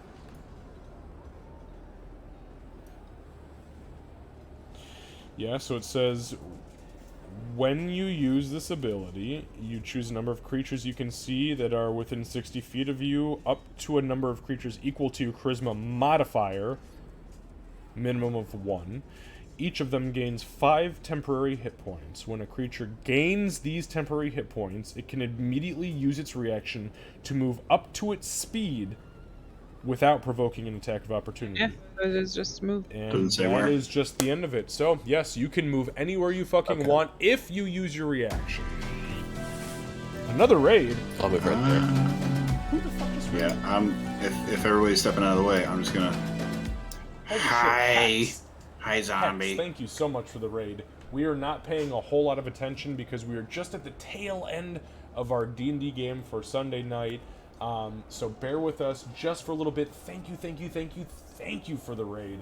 But I'm going to Unless jump somebody back over wanted to to these be there. guys to kind of give them some guidance. Nope, To get out of this you are crazy next in fucking turn, zombie so fight. I It's definitely want you to be insane. right there. But thank you. Nice. Also, Well, after she, but she follow can shoot. Hex. If Well, yeah. you are in my Yeah, stream right almost now, next. go I'm gonna- follow I'm her. gonna Go sub try to and her. shoot She's good people. She directly plays above your great top knot. fucking games, especially Sea of Thieves. Right above So, the short people yeah, in the that's party. that. Yeah. I'm only 4 feet tall. 4 all feet night. of pure rage. 3'7". Yeah, 3'7" and all rage. Okay, double your I height. apologize about that. So, Gray, you finish your round with the Mantle of Majesty, is that right? Or the Mantle of Inspiration? Yeah. Okay. Yes, She. sir. Wonderful. I hear the drum. No need to move. My feet are planted. I have eyes only for my prey. I raise the bow and I attempt to shoot directly over Reed into the head of this thing. Perfect.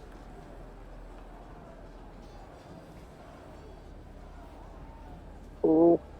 I'm going to want to redo how damage is done probably for this. Because this is going to go wonky. Oh, whoa. Nah, that doesn't matter. Just tell me the total. Okay, yeah, well, that's the thing that we had figured out before. Well, it says the total at the bottom, though, right? It says 17 at the bottom. It's 17 plus 9, so that equals 26. 4, 5, 6, 7 plus 9. Wait a minute. Yeah, Why and is it still double? didn't do my Piercing character. damage critical equals 5 plus I'm just Slayer's gonna- Praise 4. We just do the thing that we had Okay, figured out. Hold on though. It says piercing damage 4 plus Slayer's And it damage should- 3. Hold on. Let me talk. Plus piercing critical, which is 5, plus Slayer's damage, which is 4. So that's your criticals out of the way, plus your piercer feat, which is 1, right? That would be 10. Yeah, so it's So the total is 17. 17. Yeah. So no, it is Should be 17. a It's total in of 3d8 plus 2d6 plus 3. Why? I am Please, seeing listen. piercing damage from your arrow of 4, plus piercing damage from your critical, which is the second d8, of 5. Slayer's damage plus its critical, since they're both dice, is a total of 7, which we already have written. And then we have a total of critical damage is 10, which is 17 points of damage. Ooh, it was the long thing that we had talked about through messages and stuff. Yeah, I'm good with that. That's fine. You haven't Yeah. changed it yet, so we're going to take 17 as the total. So Yeah. 17 plus 5 is 22. I rolled an 18, plus my 3 constitution is only a 21. So it actually just barely fails. So you shoot your arrow, you hit it in the side of the head, and the thing kind of like falls backwards, bounces off the ground, and then lunges at Ree. And as it does so, it kind of like stops, shudders, and collapses to the ground. All right, Ree. So as the arrow hits it in the head and like starts to collapse to the ground, Ryu just kind of like nudge it over with her Morning Star, let it hit the ground, and then she'll just like fucking "Rah!" and run up to the sky up in here in the corner. All right. And attempt to put it back in the ground with a Morning Star to the head. Okay, Ooh. 10. Nice. 10. Better than 0. That's it. All right, yeah, you smack the shit out of it. It bounces off the wall and turns around and begins to clamber back towards you. Doc. I'm gonna chase in after Ree Okay. and take a swing at it. Okay. 10. 10 does hit. 15 points of damage. All right, gotta make a save. Give me a sec. Nope. Nope. Rolled the 10 total. So, Doc, you lunge over Ree and behind the table, and as you kind of scoot to a stop, you lunge at it with your short sword, and you catch it in the neck, and you just begin sawing. You don't even have a serrated blade, but you begin sawing at this fucking thing's head, and you hit the spine, and as you shove forward, its head boop, boop, topples off, bounces off the ground. Its mouth still moves, but its body collapses to the ground. Can I stab it in the severed head just for good Sure, measure? absolutely. That's how Doc finishes that off. All right, so combat has effectively ended at this point. I need you to give me a perception check, please.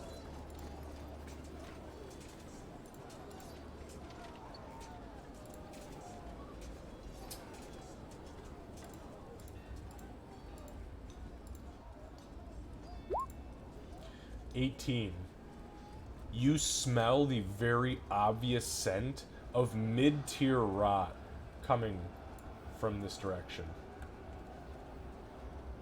What do you guys do collectively? I'm gonna swivel and knock an arrow, and actually, does that require an ability or a spell slot? Yes, it does. Yeah, I'm just gonna swivel and knock an arrow, and I'm going to scan and look for the source of it. You can't see anything from where you're at. Honestly, Doc would probably want to check on Meepo.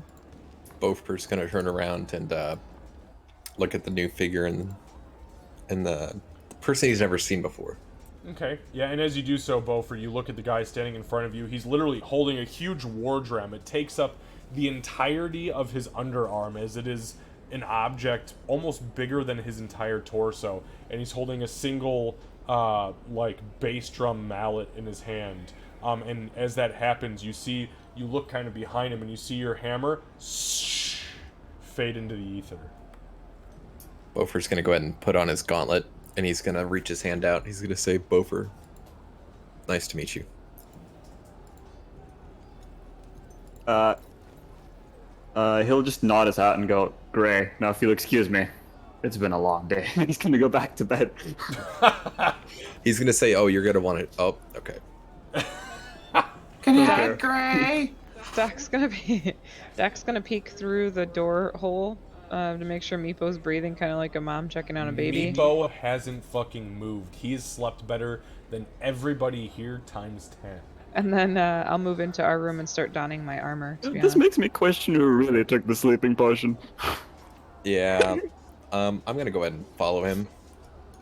Okay. So you follow this guy into the room that he has now closed himself off on, and he... What are you doing? I just went into the bathroom. This one's even worse, just I'm for gonna the say- record. I'm gonna say you're gonna want to shake my hand real quick. I need to show thanks. There, why not? And he'll... And at that Couldn't get moment, any he's gonna weirder. use Cure Wounds. Oh, okay. So yeah, Alright. Beaufort reaches out and he touches your hand, and there's this incantation. He lets out this... actually, let's see. Gray, you do not know Dwarven, so this mumbling comes out of his mouth, and as he touches your hand, the gauntlet gets red hot to your hand, and as you instinctually, like, what the fuck, try to let go, you look down, and the red veins creep up your arm and into the wounds that you've obtained, and they begin to burn them away. Pleasure seeing you. Appreciate whatever you just did. And he'll casually walk out and let him go back to sleep. He'll look at his hand, look at the guy, and go, that's tomorrow's problem, and put his drum down and go back to bed. Okay. Yeah, Doc, I can guess- you throw me my hammer? I'll throw him his hammer. Alright, make an attack roll. Attack roll. What? She said she was throwing him his hammer. I'm throwing it at him. I was tossing him his hammer. See if he catches it. Ooh, come on. Yeah. Like Beaufort, Thor. Beaufort, Okay. give me a dexterity check. Catch it with your face, Beaufort. What do you want me to roll? Unarmed strike? It would be unarmed strike plus your dexterity. No, it is a thrown weapon plus your strength.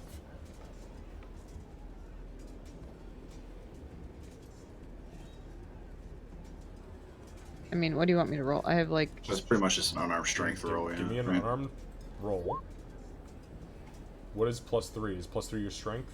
+3 is my dex. My strength would Okay, be a okay. +1. Yeah, no. Oh, it's +1, so it's a 19, 18, 17, so it's a 17? Mm-hmm. Okay, so yeah, I mean, no problem. You taught, well, actually, it's almost a fucking problem because you rolled really well comparatively. So you toss that, you just like grab the hammer and whip it behind you, and he boop, grabs onto it, and then, okay, patch your wounds has no active conditions. All right. I had frightened still. Oh, okay, I was like, what the fuck? Thanks, Doc. And Beaufort just barely grabs onto it. It's like, what's going on over here? You know, approach she. Yeah, she at this Noticing point you is look very- sniffing, yeah. is like holding the curtain back and kind of like smelling into the room. Is there another one in there? Want me to fucking smash it? Has enough time passed for me to have my armor on. What level? I'm sorry. Light. What kind of armor? Medium. So Or- it takes you a minute to don light armor. You just threw the hammer, so absolutely not. No, not yet. I was putting it on when he went and did his cure wounds. Okay, and you had to stop and throw the hammer, right? Yep. Okay. I'm just making sure we know how much time has Yep. passed. Yep. Ree, come here. Yeah. I'm gonna go ahead and cast protection from evil and good on him, and I'm gonna Oh. use it for undead. Ooh, tingly. Okay. So you, yep, I already know the spell. It actually affects, it affects everything within Oh, that, okay. within that bracket. So you mutter your incantation, you give him the blessing, or give her the blessing, and there is this shimmer of energy, this blue energy that kind of like creeps up your body, and you feel like you're in this weird, like, ethereal plate armor. And not gonna lie, I kind of feel like I already had this on. I mean, none of those guys could seem to hit me. Well, they're definitely not gonna be able to hit you now. Nice. Reeve will probably be the best person to do this, like, just to go in there. I have to hold this concentration on him. Could you cover him? All right. Wait. Cover her. Is there more zombies in there? Smell more zombies? She looks kind of tense, so there probably is. Do Alright. you smell that? Smell what? What the I rocket's don't. cooking? I don't smell anything. Give me Bofer and Reed. Give me a perception check. Oh, I didn't smell shit. So Bofer, Oh. you definitely smell it. It is like heavy rot, just wafting in from the room to the east of you guys. Bofer's gonna stumble back a little bit. Ugh. I mean, to be fair, I am absolutely covered in zombie goo right now, so I can't really. I'm kind of nose blind to whatever you guys are smelling right now. I think. All right. Reed, I'm gonna take a look. I'm gonna stay in here. I'll hold this concentration. Okay, I'll go take a look. And she'll push past she into this room here. Okay. She does not. She's got her plant. She'll let you pass, of course, but she's not shifting away from this doorway. Yeah, so it smells horribly from somewhere over in the direction that I'm pinging on the map. I don't see any pings actually, but I What did the see fuck? earlier by the. You know what? Hang on. I did see earlier by the tub, right? Oh, there we go. Oh, all those spots. Well, I mean, you can't pinpoint it. It's just in that area. Got it. All right, so the Ree will come over this way, kind of peek around at the tub. And there you see there is a massive hole that has been torn open in the floor. I mean, literally, like almost a 4.5-foot hole that's been absolutely clawed through in the floor. The tub has fallen inwards into the ground, and it is very obvious that that is where the scent is coming from. I didn't know that. What did that beautiful man do to this fucking tub, man? He ripped it out, so now nobody else can take a nice restful bath, I guess. I literally don't have the strength to do that. Wait a minute. What happened to... Was this place populated when you first took me here? Speaking of which, how did I even get here? Oh yeah, that must have been really fucking weird for you to wake up to, huh? You went to sleep in a nice, comfy church, and now you woke up to fucking zombie people here? apocalypse. You're being haunted. We'll figure it out later. Let's deal with this now, so I can go the fuck back to sleep. I don't know if I could sleep in a place with a hole in the ground with undead coming out. Well, you've been sleeping all fucking evening. It's true. None of the rest of us have, so you can stand watch. Glad we covered that. Speaking of sleeping, Hey, I saved you too. David, do I have to like? Can I make like a roll to see if I can actually fall asleep? No, that's negligible. Anyways, what happened to everybody? What? Who? Us? No, like, I was asking if there were people around here. I haven't seen Oh. anybody. Yeah, there were people. Yeah, we're partying with some people, but I don't know where they went. Maybe they're dead. Do you all want to look around, or do you want to peek inside of that hole? Yeah, I guess we probably should peek out in that. Actually, wait, are these doors leading to the outside, or are they? They are. Yeah, those are All doors that are leading to the outside. Yes. All right, maybe I should at least take a peek outside, see what's going on. Can we at least put on our armor first if we're going to do this instead of being able to actually sleep? Oh yeah, that's probably a good idea. That's a good idea. I'm gonna go grab my shield because it's gonna take a while to put on my chainmail. Yes, it is. It's going to take you probably. What is that? Is it heavy? Are you wearing full chainmail or a chain shirt? Full chainmail. Okay, so it's going to take you minimum of 10 minutes plus 6 seconds for the shield. So we will go ahead and we will call it here tonight, and we will say that at the end of what we were doing tonight, everybody is donning their armor, they are donning their weapons, except for Gray. Gray is fast asleep. And guess what? So is Meepo. Sleepy little... I was going to say monkeys, but technically kobolds. Sleepy little somethings. Alright, guys, we'll go ahead and end it here tonight. We'll hold everybody in the spot that they're at right now. Ree, you didn't have any armor, right? Because you were on first watch? Yeah, I was on first watch, Okay. and she doesn't wear armor anyway. Oh, shit, that's right. You've just got a fucking shield. Damn barbarians. Okay. Yeah. let's go ahead and bail for tonight then, you guys. And yeah, thank you for hanging out. Bofer, I'm very glad that you got to do your thing. I'm very glad that you got to hang out and, I mean, turn undead. It's very rare that it happens nice. the way it happened. All right. I'm just glad I remembered it. You know what? Yeah, that Honestly, would've been me so too, bad. man. Me too. All right. I'm going to bail from here for tonight, you guys. We'll see you next week for more Dungeons and Dragons. We got a lot more shit going on. All right. Yeah. See ya. We'll see you Night, guys. Night, everybody. Bye. All right, and for anybody hanging out in stream right now, just give me 1 second. It looks like I think we literally only have Jerko. It is way later than we would normally be off, so we're gonna raid Jerko. Jerko says, I'm sick. That's what he says. Hey, thanks, SG. We're gonna raid Jerko for tonight. Looks like he's playing Rocket League. He says he is ill, so that's no good, but... let's see. JRKO79.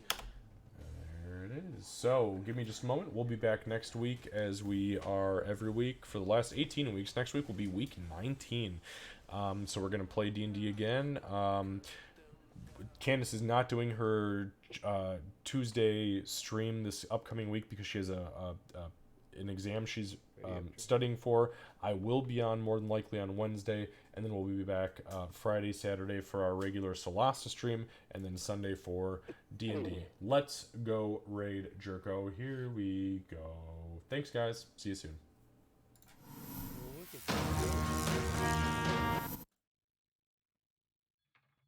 It's so pretty.